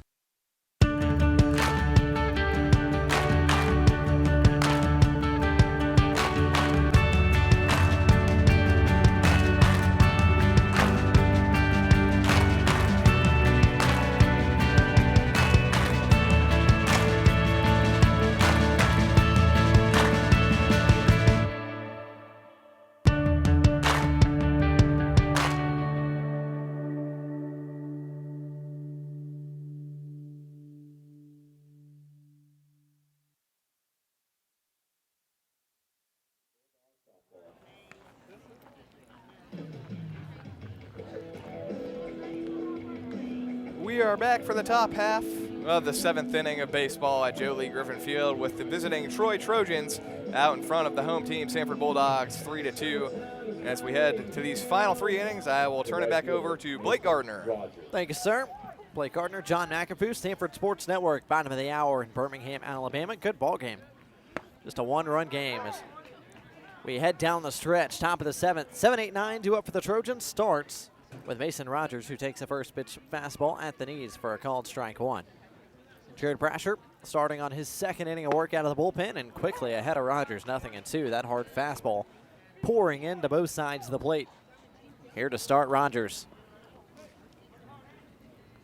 Brasher working exclusively from the stretch. Righty on righty. 0-2 on the way. Breaking ball in the dirt. Did he go? He did not. Rogers held up, according to first base umpire Eric Gaucher. And Brasher will run the count to 1-2. Brasher, a guy who used to work a little bit out of a full windup. Kind of eliminated it last year, went straight to the stretch.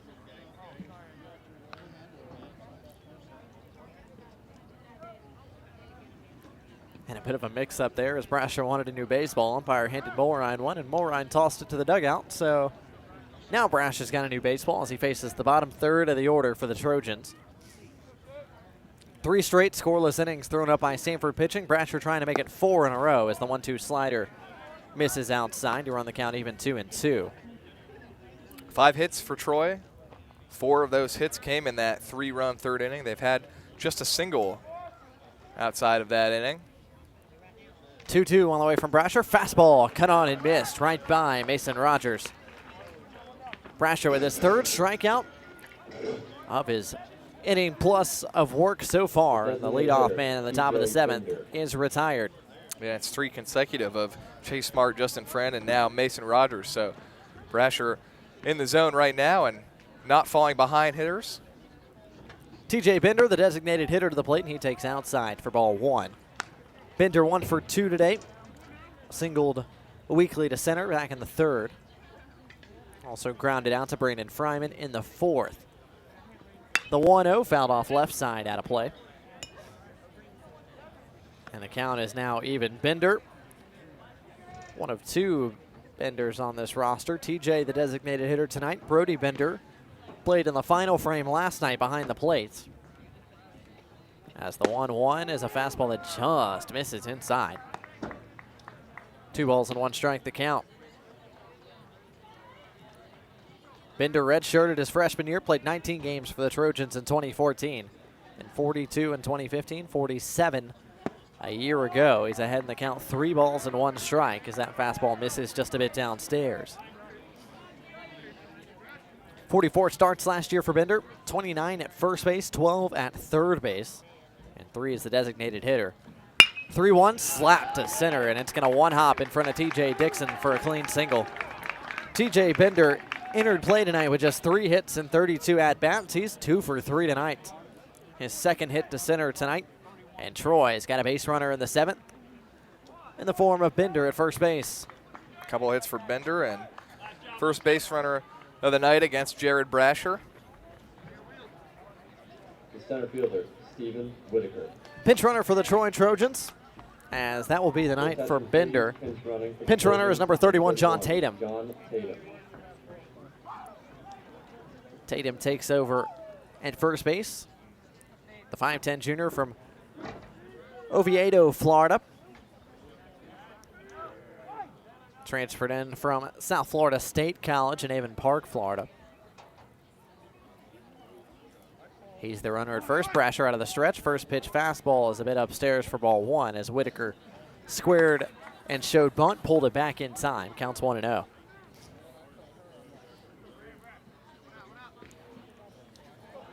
Garrison on the grass over at third, expecting another sacrifice attempt.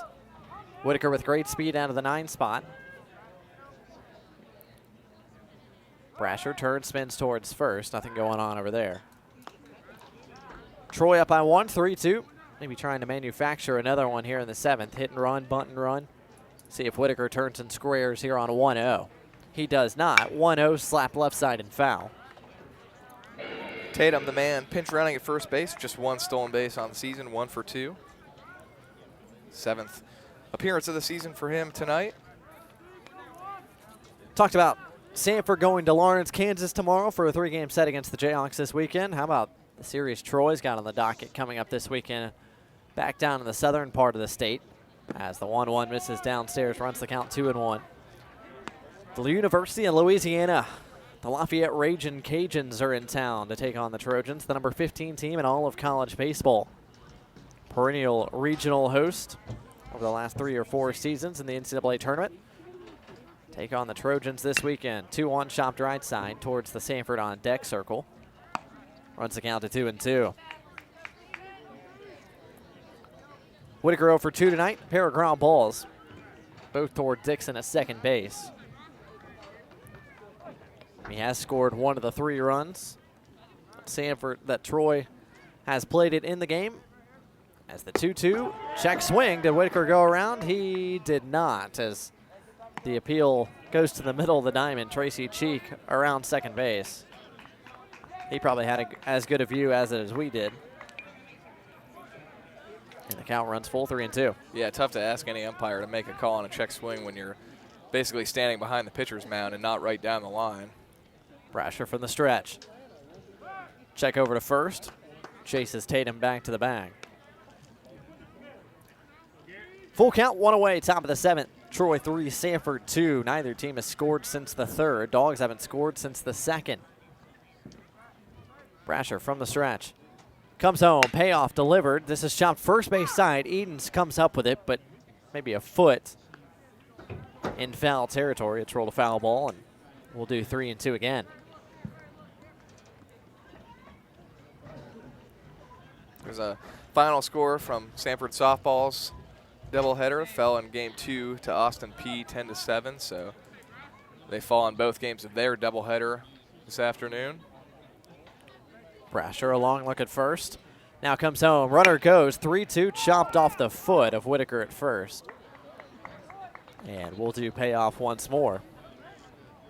Tough break from Andy Burford and her dogs this afternoon as they drop both of those to Austin P.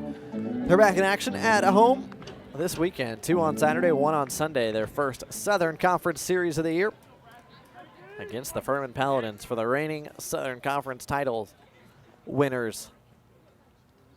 3-2 on the way. Runner doesn't go, and this one hops the plate. Ball 4.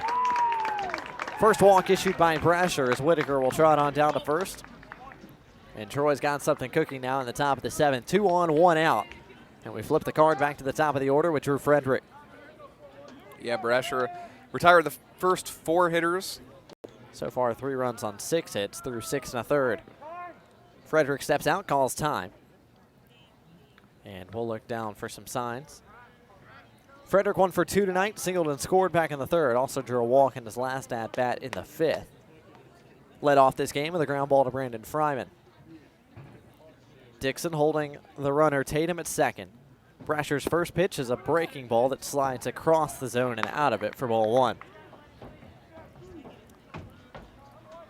7 games in action across the Southern Conference tonight. As we get a quick look at our Papa John's scoreboard, a slugfest in Cullowhee, North Carolina. Gardner Webb all over Western Carolina.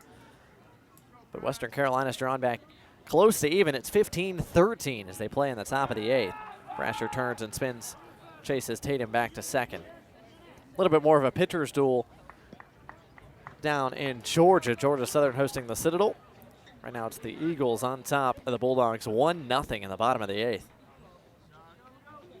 1-0 from Brasher. That is in there on the outer half. Runs the count even, 1-1. Up in the Virginia area, the Tribe of William and Mary 7-0 over VMI in the bottom of the 7th.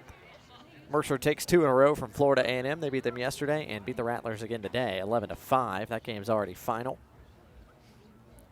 1-1 on the way from Brasher. That's downstairs as Mulrine has to slide over from his setup on the outside corner over to the inside part of the plate.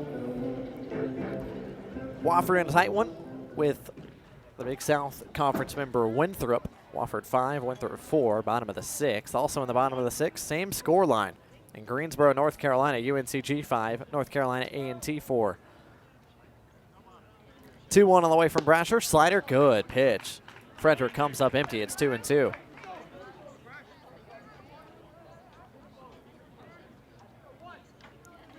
Dogs looking for maybe a double play ball to get him out of the inning. Or perhaps a strikeout from Jared Brasher.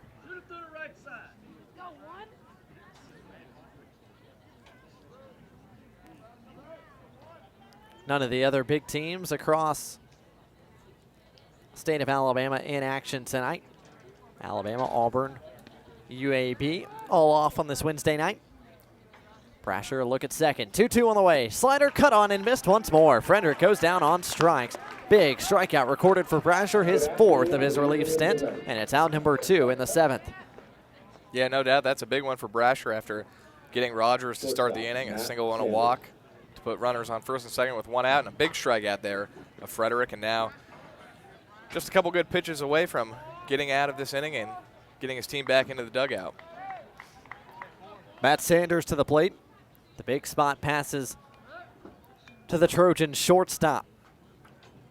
Brasher from the stretch. First pitch to Sanders. Breaking ball down in the dirt. Good stop behind the dish by Mulrine.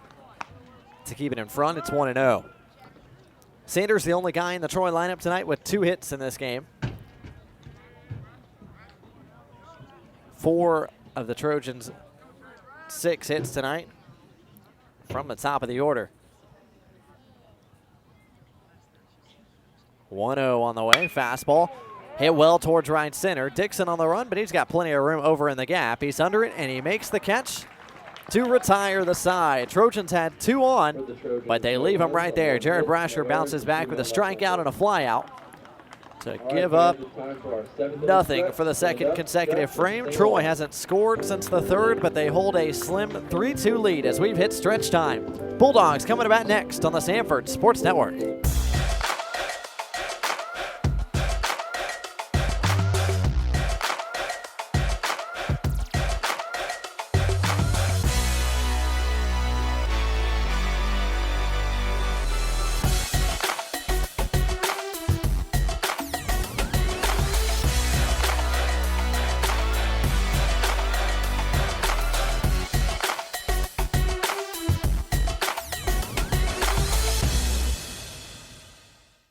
The road to Omaha begins in Greenville, South Carolina. The Southern Conference Baseball Tournament comes to Fluor Field May 23rd through 28th. Enjoy some great college baseball with a trip to the NCAA's on the line in a city the New York Times calls one of the top places to go in 2017.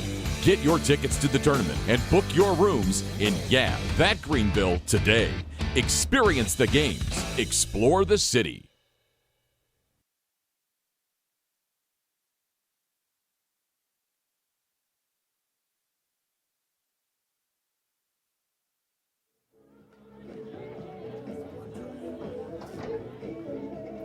A 9-1 due up for Samford, and they'll see a new Trojan pitcher on the mound. As the Trojans will go to the bullpen for the 2nd time tonight. 3rd arm we'll see third right-hander as well. It's number 33, Corey Childress, the 6-foot junior from Fairhope High School in Fairhope, Alabama. 8th appearance for Corey Childress. He's actually got a couple of games started to his name as well, a 5.94 ERA with 11 earned runs allowed in 16 and 2/3 innings. He does have 17 strikeouts to just 4 walks. He'll see Anthony Mulrine first. The Bulldogs freshman catcher has hit the ball hard twice. Fortunately, nothing to show for it in the scorebook. First pitch swinging, found it straight back. It's 0-1. The 0-1 is waved at. It's 0-2. Mulrine, the freshman catcher from Davie, Florida. Back in the lineup tonight after a day off last night. 0-2 on the way from Childress, chopped foul. Count remains 0-2. A little bit of a funky motion from Childress. A little bit of a pause at the top of his throwing motion, then kind of slings it. Working from the stretch. 0-2 on the way from Childress, and strike 3 as the catcher Smart dropped it, but he throws down to first to complete the transaction. Mulrine is the first out for the Bulldogs offense here in the bottom of the 7th. Yeah, Childress has the strikeout stuff, averaging just over a strikeout per inning, and as I said, just 4 walks through 17 innings now, so the walks per 9, very good as well. A little bit home run prone. He has given up 3 home runs. Darren Osby, starter, the only Troy pitcher that's given up more. Garris, a hard bunt down the third baseline. Frederick comes up with it. His throw to first is not in time. A bang play, and Garris beats it out. It's an infield hit. Great play on both ends. Frederick charged hard. Pretty hard bunt there from Garris, but a nicely placed bunt. And as a bang play at first, Garris beats it out. He's got 2 hits tonight. Neither one of them have gone further than 70 or 80 feet. Scooped up well at first base by Justin Friend as well. But you said a nice play there from Drew Frederick at third base. Just can't quite get Garris. And 2 bunt singles down the third base line now for the Bulldogs tonight. The guy with the other bunt single, this is the guy at the plate. TJ Dixon gets his 4th plate appearance of the night. Perfect 2 for 2. He's been on base 3 straight times. 2 singles and an RBI hit by pitch back in the 2nd. Check over at first to make sure Garris isn't going anywhere. Both of Garris' singles tonight have been of the infield variety. An infield single in the 2nd before that 1-out bunt here in the 7th. 1-0, big cut from Dixon, but he comes up empty. It's 1-1. Middle infield pinched closely towards the bag at 2nd. Sanders and Lockridge hoping for a double play ball. Frederick 2 or 3 steps in over at his position at 3rd. 1-1, and we got a balk called immediately by home plate umpire Michael Kelly. Corey Childress didn't come to a complete stop as he came set. Didn't do that to Mulrine or Garris, but of course you don't have to come to a complete stop with nobody on base. With someone on base, you do. Balk immediately called by the home plate umpire, and Taylor Garris will take the free 90 feet. He's in scoring position now. 1-1 on the way to Dixon. That is off the plate away, 2-1. Yeah, the balk is a gift for Samford, as you said, a free 90 feet. Garris standing in scoring position with just 1 out here, and Samford a great chance to tie this game up. Dixon swings, flies this towards left, tailing towards the corner. Davis a long run, found ground. He's not going to get there as it ends up near the Troy bullpen. Count evens up at 2 balls and 2 strikes. TJ Dixon so far this season, the Bulldogs' best hitter with runners in scoring position. 10 for 21 entering the week. 476 average. Garris, the man at 2nd base, 2-2 on the way. Dixon sprays it left side again. This was hit hard but foul. Count remains 2-2.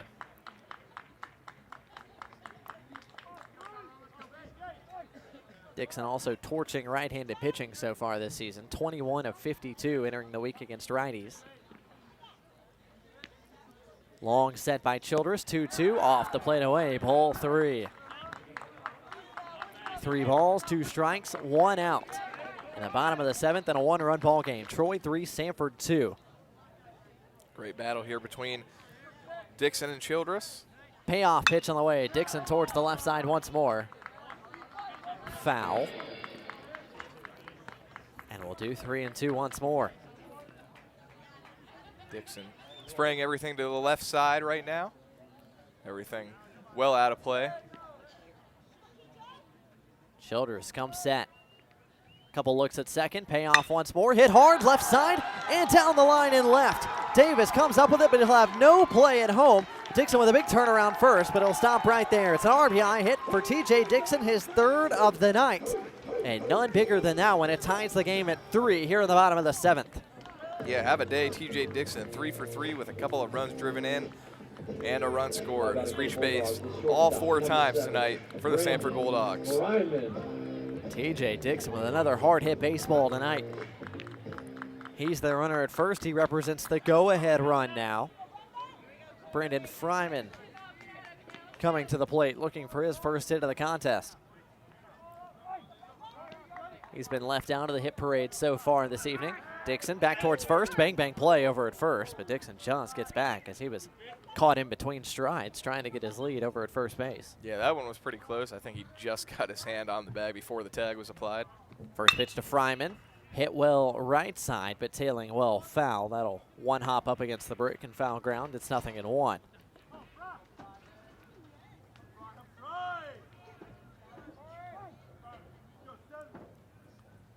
Second baseman Lockridge shaded over towards the middle of the diamond, giving away the right side for Brandon Fryman.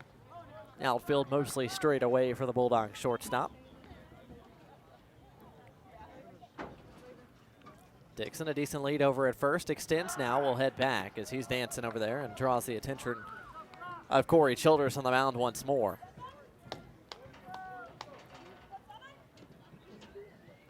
Fryman digs back in, Childers comes set. 0-1 on the way, and that is on the outside corner for a called strike 2. I will say, Michael Kelly behind home plate has been consistent. That outside part of the plate, that black, maybe even a touch off it, has been a strike for a majority of the night. 0-2 on the way. Dixon running, breaking ball in the dirt, and Dixon picked a great pitch to run on. No chance for Smart to cut down Dixon. Credit him with stolen base number 4 on the season, and he's in scoring position with 1 away. Yeah, as you said, a good jump from Dixon there, and as that ball gets away from Smart, no chance to get TJ Dixon. 1-2, hit on the ground left side. Sanders with a backhand from the 6-hole, throw across the diamond, short hops Friend, but he comes up with a pick, and by a half step, they get Fryman at first base. Good defensive work on both ends from Sanders and Friend. As one shortstop grounds out to the other, Dixon stays at second base with 2 away. Yeah, Friend's played pretty well over at first base tonight for the Trojans. A couple of good picks of balls that have bounced to him in the dirt. A couple of 1 or even 2 hoppers tonight for Justin Friend. So now the RBI chance is Kevin Williams Jr. He's got a chance to give the Dogs a lead with a hit.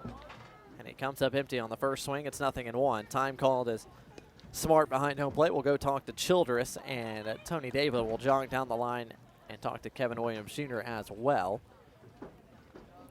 Got a quick timeout in the action. Less than 10 minutes till the World Baseball Classic Championship game starts. Lineups for both clubs have been posted. As Seth Lugo, competing for the number 5 spot in the Mets rotation this year, gets the ball for Puerto Rico. On the mound for the United States, that is Toronto Blue Jays ace Marcus Stroman. 0-1 on the way to Williams Jr., and that's on the corner. It's 0-2. United States looking for a little revenge against Puerto Rico, who beat them in the second round of the tournament. Going to be a fun game tonight. Plenty of talent, plenty of all-stars on both sides. Williams Jr. down 0-2. Fouls this one off right side out of play. He'll stay alive. Williams Jr. 1 for 3 tonight with an RBI single to left back in the first. Since then, a frontwards K and a backwards K. Looking for more of what happened in the first, less of what happened in his last 2 at-bats here in the 7th. 0-2 on the way, hit hard on the ground, chopped off the glove of Childress towards second. Throw from Lockridge is in time over to first to get Kevin Williams Jr. Dixon comes up with the RBI hit, but he's left on the base path. Samford does pick up 1 run on 2 hits, and we are tied at 3 apiece with 2 innings left to play on the Samford Sports Network.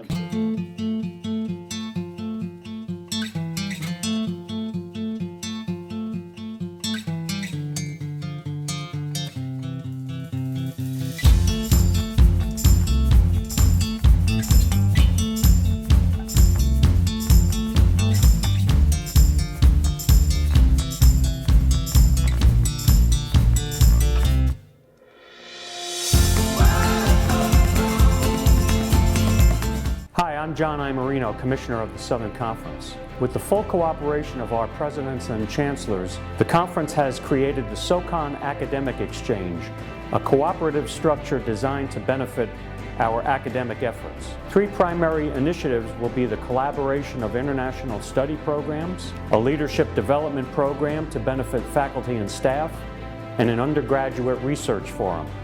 For more information on the SoCon Academic Exchange, visit soconsports.com. Paul Linston at 205-726-2050. That's 726-25. Samford fans, women's tennis opens SoCon play tomorrow. Actually, that's today at Mercer. Then their first SoCon match at home is Saturday against TTSU. Men's tennis also starts Southern Conference play this weekend with road matches at Furman and Wofford. They're making the South Carolina swing. For more information on those 2 teams, just check out SamfordSports.com. As we head to the top of the 8th, we have a new Bulldog pitcher out on the mound, and it's number 34, Josh Rich, a local kid from right here in Birmingham, Alabama. Actually lists his hometown as Hoover, Alabama. The 6'1", 202-pound junior from Spain Park High School. 8th appearance of the season for Rich, 5 2/3 innings, 8 hits, 4 runs, 3 earned, 4 strikeouts, 5 walks for Josh Rich. Rich spent actually one season at Meridian Community College. The junior comes in here. First pitch was high. The second pitch is chopped high on the ground towards second. Troy Dixon comes up with it. His throw to first inside.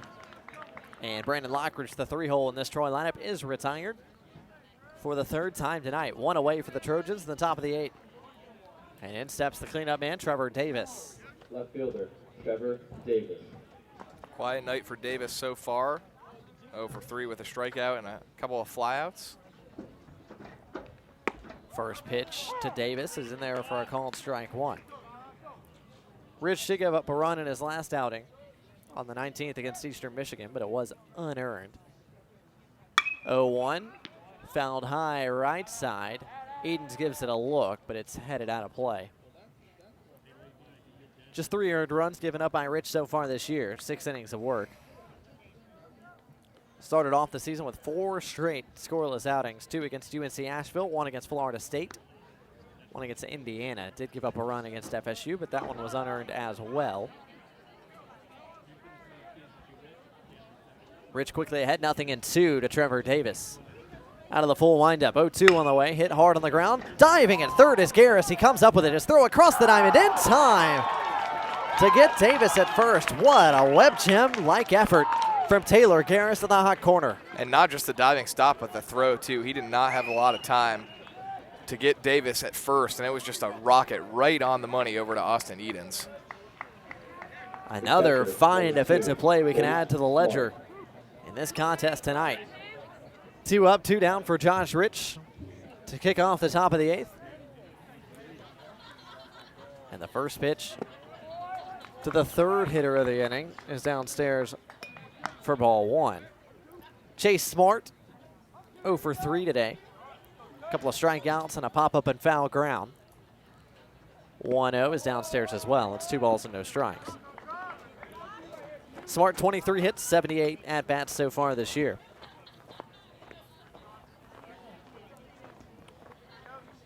Coach's son has the average sitting at 295 right now. 2-0 swinging, fouls it back. It's 2-1.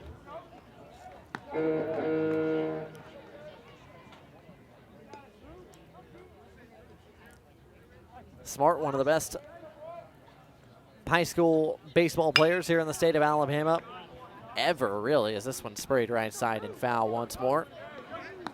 Gatorade Alabama Player of the Year, 5A hitter and player of the season as well. 2nd in Alabama high school baseball state history with 290 career hits. 2-2s off the plate away, runs the count full, 3 balls and 2 strikes. Smart still looking to reach base for the first time tonight, as he's 0 for 3 with a couple of strikeouts, but works a full count here. Payoff pitch due from Josh Rich. It's on the way, and it's in there for a called strike 3. Sombrero tonight for Chase Smart as he goes down for the third time tonight. Second time looking. And Josh Rich works a 3-up, 3-down top of the 8th. Heading to the bottom of the 8th next on the Samford Sports Network. I think we should have taken a left at the river. Tarzan, no. Where Tarzan go? Tarzan does not know where Tarzan go. Hey, excuse me, do you know where the waterfall is? Waterfall? No. Me, Tarzan. King of jungle. I know you wanted to. If you're a couple, you fight over directions. It's what you do. If you want to save 15% or more on car insurance, you switch to Geico. It's what you do. You have to do that right in my ear. At Express Oil Change and Tire Engineers, we believe in service. Maintenance service, tire service, repair service, And most importantly, customer service. We believe in treating our customers with respect and integrity. while offering all the services you need for your car. Most of all, at Express Oil Change and Tire Engineers, We believe in keeping cars on the road, keeping families safe, and keeping you coming back whenever the need arises.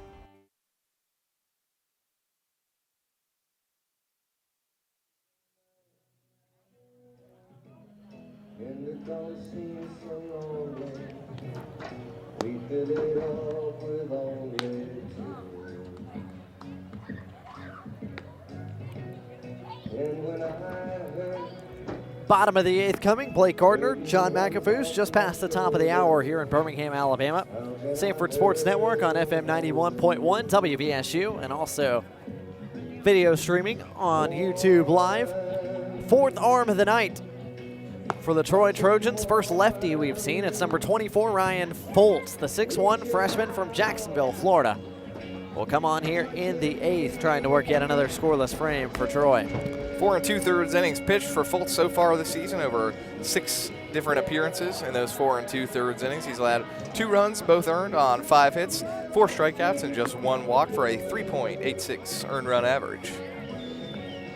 So Foltz will see 4, 5, and 6, the middle of the lineup, due up for SU in the bottom of the 8th. Foltz pitched twice in that Little Rock series, once on the 17th, once on the 19th. Pitched to just one hitter in the Friday night game before coming back and throwing a scoreless frame in Sunday's contest, a game that Troy dropped to Little Rock by a score of 10-3. Edens takes a breaking ball that bounces in front of the plate for ball 1. Austin 1 for 3 tonight. Singled in his last at-bat back in the 6th. 3 balls hit on the ground by Austin Edens tonight. From the stretch comes Foltz. 1-0 on the way. It's upstairs. Edens with a big cut. But he comes up empty. It's 1-1. All 3 balls hit towards the direction of the shortstop tonight. First 2 fielded cleanly over there by Matt Sanders. Third one just out of his reach. 1-1. That's in there to make the count 1-2.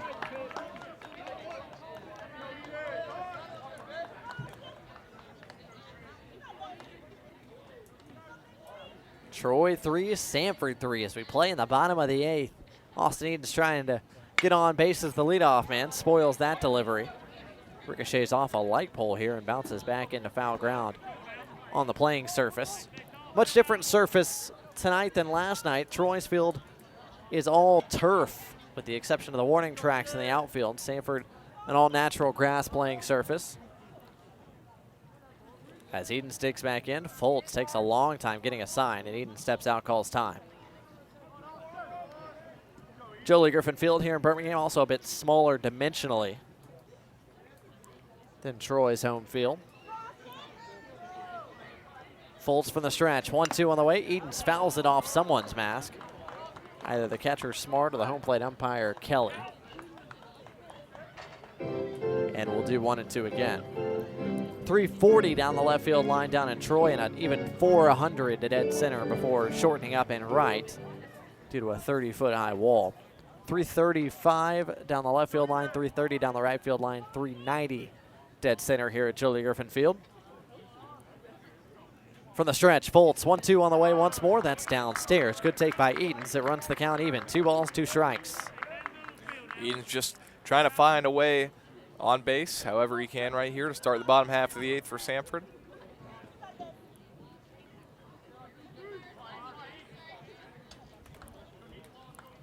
Foltz from the stretch once more. 2-2 on the way. In there, called strike 3. Edens goes down on strikes as Foltz pours the fastball in there. One batter and one down for Foltz out of the bullpen, and for Samford offensively in the bottom of the 8th. Troy Dixon coming to the plate. 7th strikeout of the night for Troy.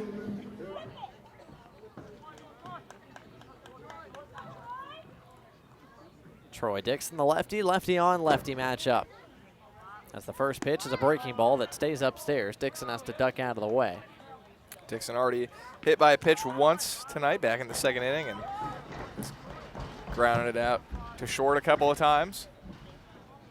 1-0, that is just missing to run the count to 2 balls and no strikes.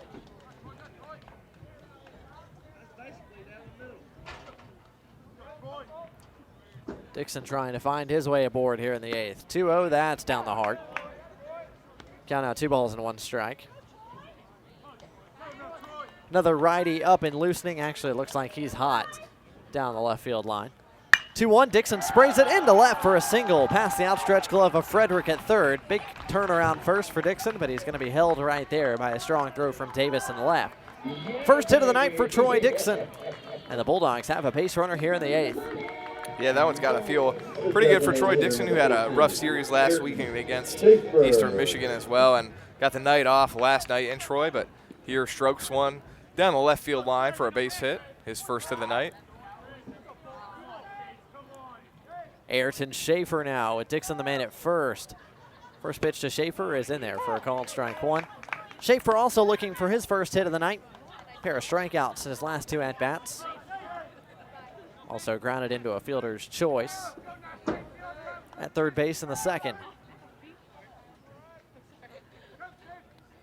Long set here from Foltz. Couple of looks at first, comes home and misses outside. Count now 1-1.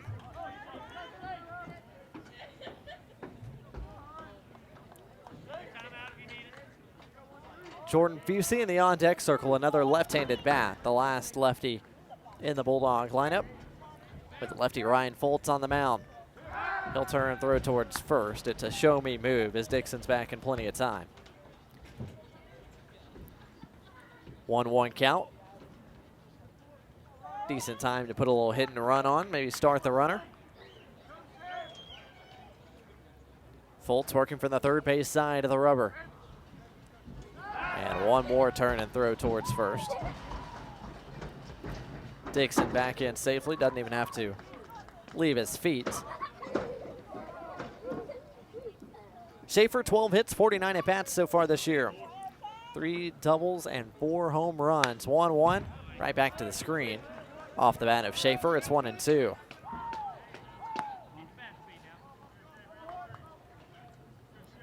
Two hours and 9 minutes in to this midweek contest. We are in the bottom of the 8th in a tie ball game. Troy 3, Samford 3.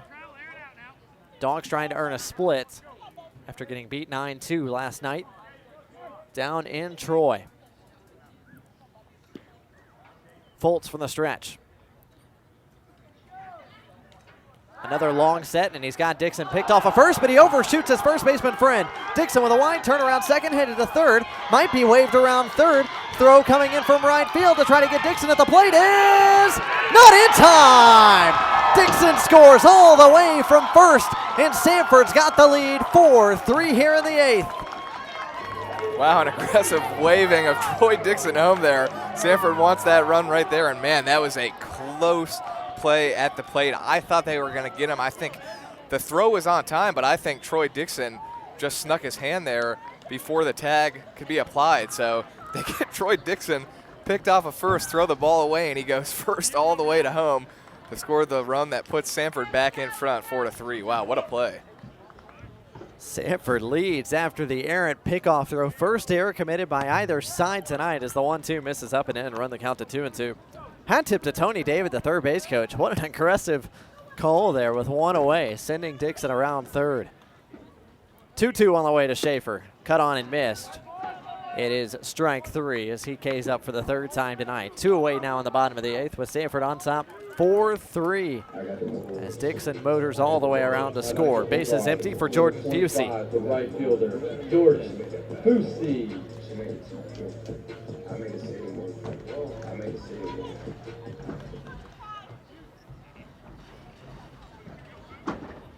Fusey steps in, lefty on lefty.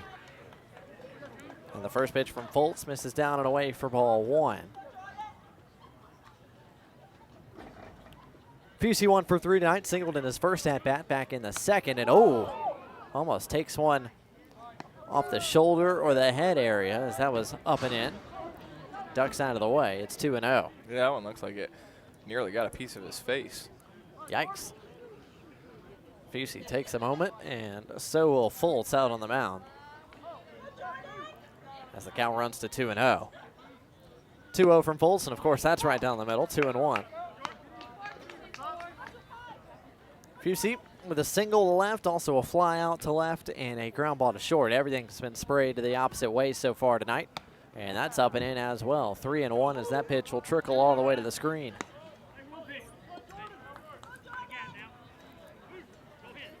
Fusey in a plus count, 3 balls, 1 strike, with 2 away in the bottom of the 8th.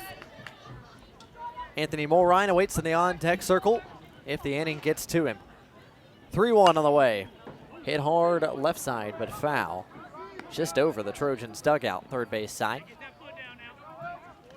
Third base side is the Bisding dugout here at Jolie Griffin Field. It's the home dugout for the Trojans back in Troy. Payoff pitch on the way to Fusey. Cuts on and misses. Back-to-back strikeouts for Ryan Foltz. And he gets out of the bottom of the 8th. But Troy Dixon with a single gets him aboard, and he motors all the way around from first on an errant pickoff throw to give the Dogs a 4-3 lead.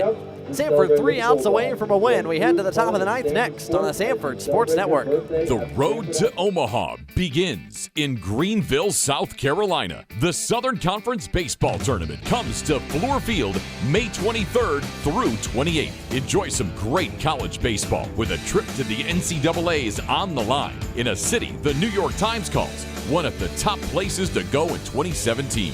Get your tickets to the tournament and book your rooms in that Greenville today. Experience the games. Explore the city.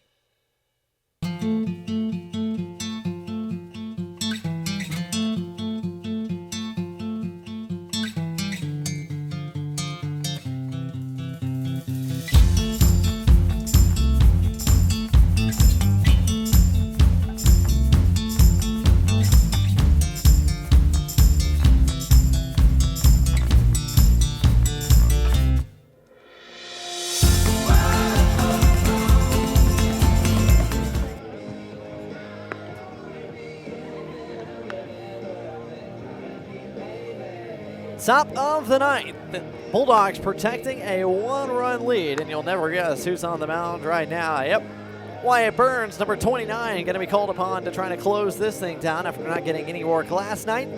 They'll try to give the Dogs 3 outs in the top of the 9th. Wearing number 29, the 5'10", 190-pound junior from Pinson Valley High School in Pinson, Alabama.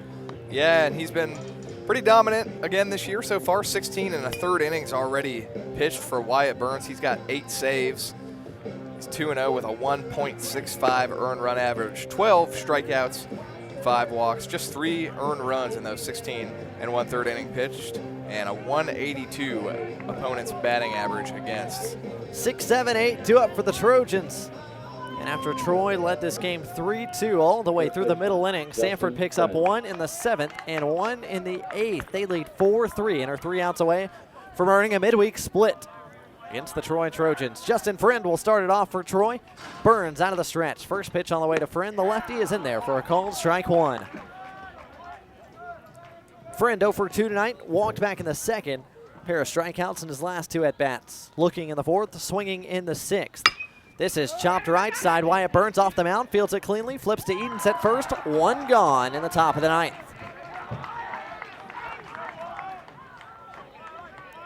Good start for Burns. 0 for night for Justin Friend. 0 for 3. As of at least a couple of days ago, I know Wyatt Burns' 8 saves were tied for first in NCAA Division I. I'm not sure if that is still first right now. Didn't look at the stats today, but he was in a tie for first for saves. Looking for save number 9 with Mason Rogers coming to the plate. First pitch slider in there, called strike 1. Rogers 0 for on the night as well, 0 for 3 out of the 7th spot. A pair of ground ball outs and a strikeout against Jared Brasher back in the 7th. Righty on righty, 0-1, chopped foul. It's 0-2.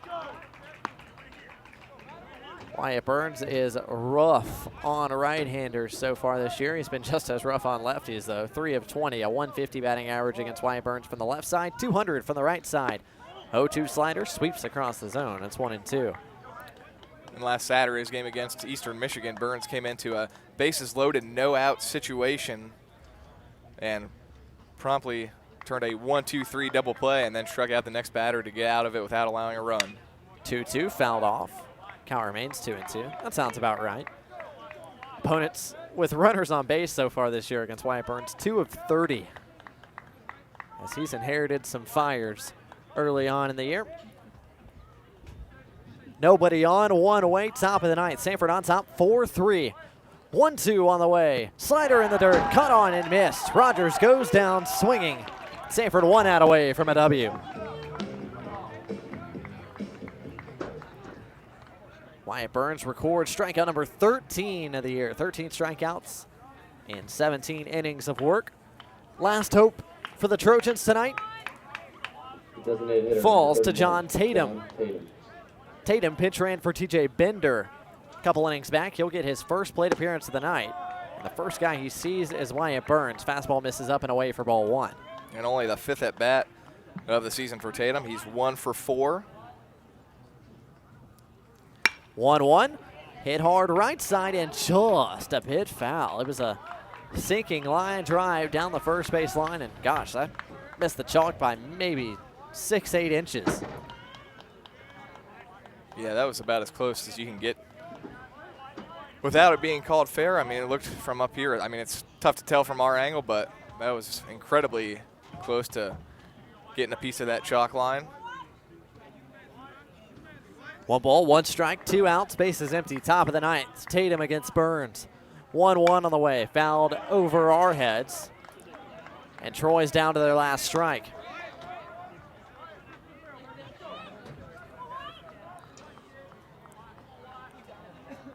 Burns from the stretch. Tatum digs in the right side. 1-2 on the way. Slider just off the plate away. 2-2.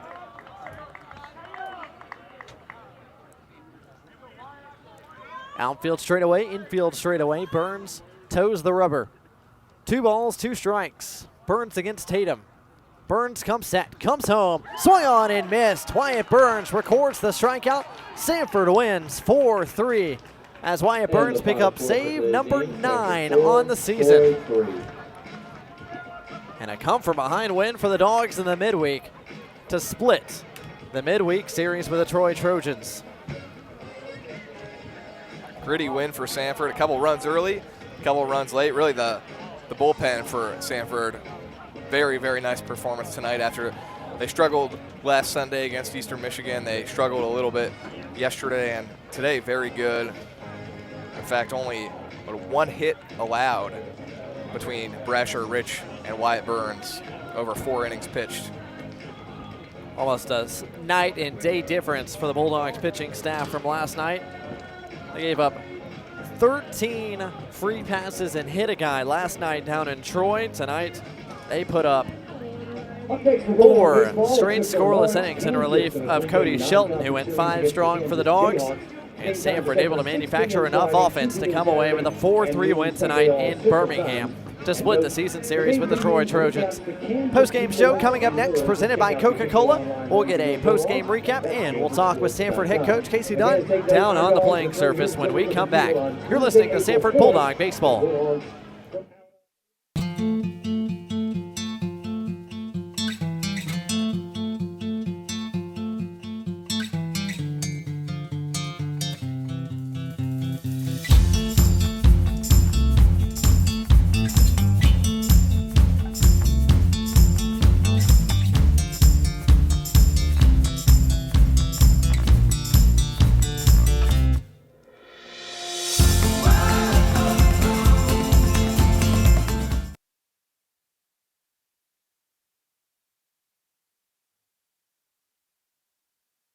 At Express Oil Change and Tire Engineers, we believe in service. Maintenance service, tire service, repair service, and most importantly, customer service.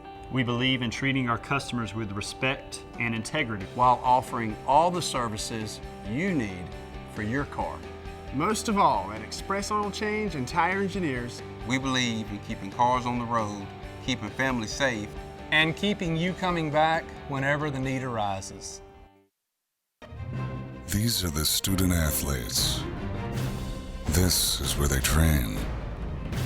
These are their homes. This is where they become Rhodes Scholars and academic All-Americans. These are the athletes they've always admired. This is where champions are crowned and moments are made. This is the Southern Conference. The road to Omaha begins in Greenville, South Carolina. The Southern Conference Baseball Tournament comes to Fluor Field May 23rd through 28th. Enjoy some great college baseball with a trip to the NCAA's on the line in a city the New York Times calls one of the top places to go in 2017. Get your tickets to the tournament and book your rooms in that Greenville today. Experience the games. Explore the city. We are the Southern Conference. And it's on us to stop sexual assault on our college campuses. To get in the way before it happens. To get a teammate or friend home safe. To not blame the victim. We are the Southern Conference. And it's on us to look out for each other on our campuses. To not turn a blind eye. To intervene when something isn't right.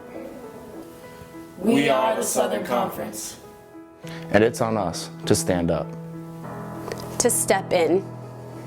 To take responsibility. We are the Southern Conference, and we take the pledge to stop sexual assault. It's on us, all of us, to make a difference on our campuses. Join us and take the pledge to be a part of the solution at itsonus.org.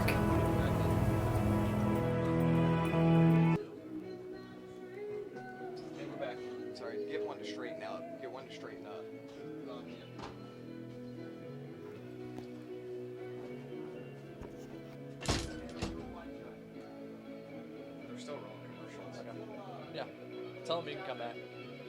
Go on the air. I want to see if I can hear you through here.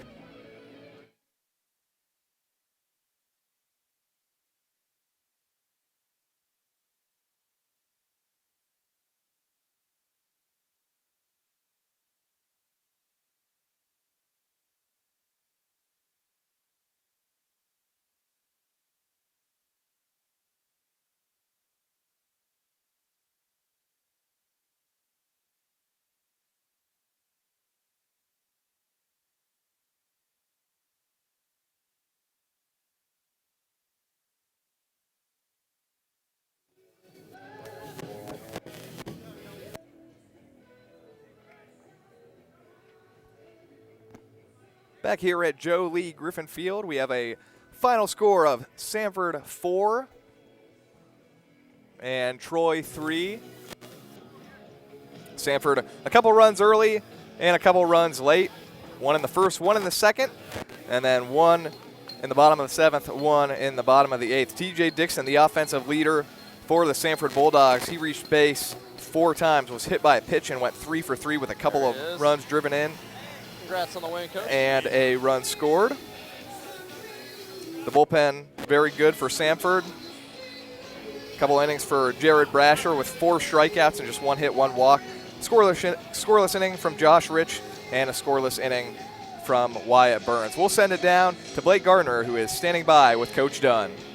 Thanks, John. Here with Samford head coach Casey Dunn. Coach, your team gets a come-from-behind win tonight, 4-3 over the Troy Trojans to earn the midweek series. And after the pitching performance last night, how encouraging was it to see the pitching tonight? Cody Shelton gave you 5 strong innings, ran into some turbulence there in the 5th, but otherwise he was solid, and your bullpen puts up 4 consecutive zeros. No, I thought we had 4 guys that pitched really well tonight. You know, Cody had the 1 inning where, you know, quite honestly, they hit a couple really good pitches and hit them hard. Yeah. You know, he gave up 3 hits on what I thought were, you know, 3 decent pitches. There's the first pitch breaking ball, behind in the count changeup, and sometimes you tip your hat. But I thought we threw the ball exceptionally well. We played really clean defensively, and that gave us a chance to win it there late.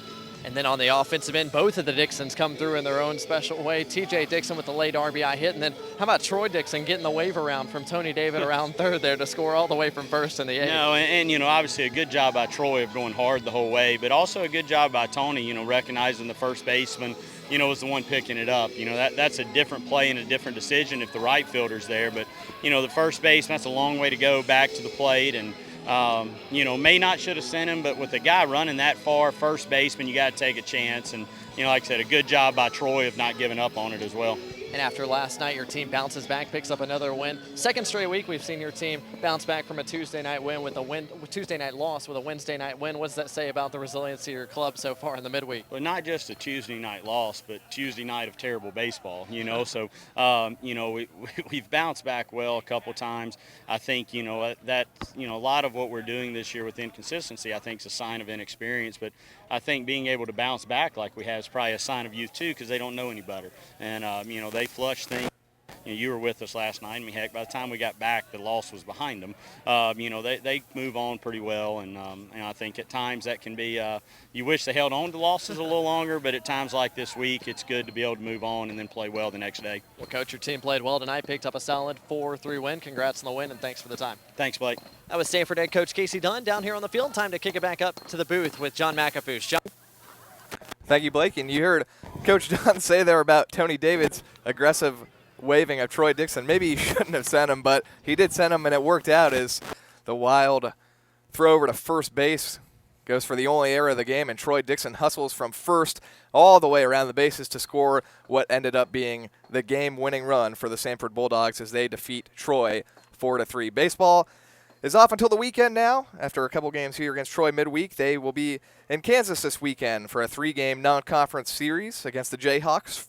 Scheduled first pitch times 6 p.m. for Friday, 2 p.m. Saturday, and then Sunday at noon. All those times, of course, are Central Times. There will be no Samford Sports Network coverage, but you can find game previews, recaps, and all the Kansas media links on our Samford Baseball schedule page at sanfordsports.com. Remember, for updates on all 17 Bulldog teams, you can follow us online. It's Samford University Athletics on Facebook, Samford_sports on Twitter, and the official online home for your Samford Bulldogs is sanfordsports.com. I'd like to thank our crew today, Dirk Haldewang running the stream for those of you watching on YouTube to my right, and in camera crew for our stream, Ethan Sanders and Caleb Canada. Everyone in studio helping us out, Mike Grace, of course, Zach Schreiber, and for Blake Gardner, I'm John McAfoose. Until next time, for God, for learning forever, for Samford University, I'm John McAfoose saying thanks for joining us and reminding you that together we are Samford Strong.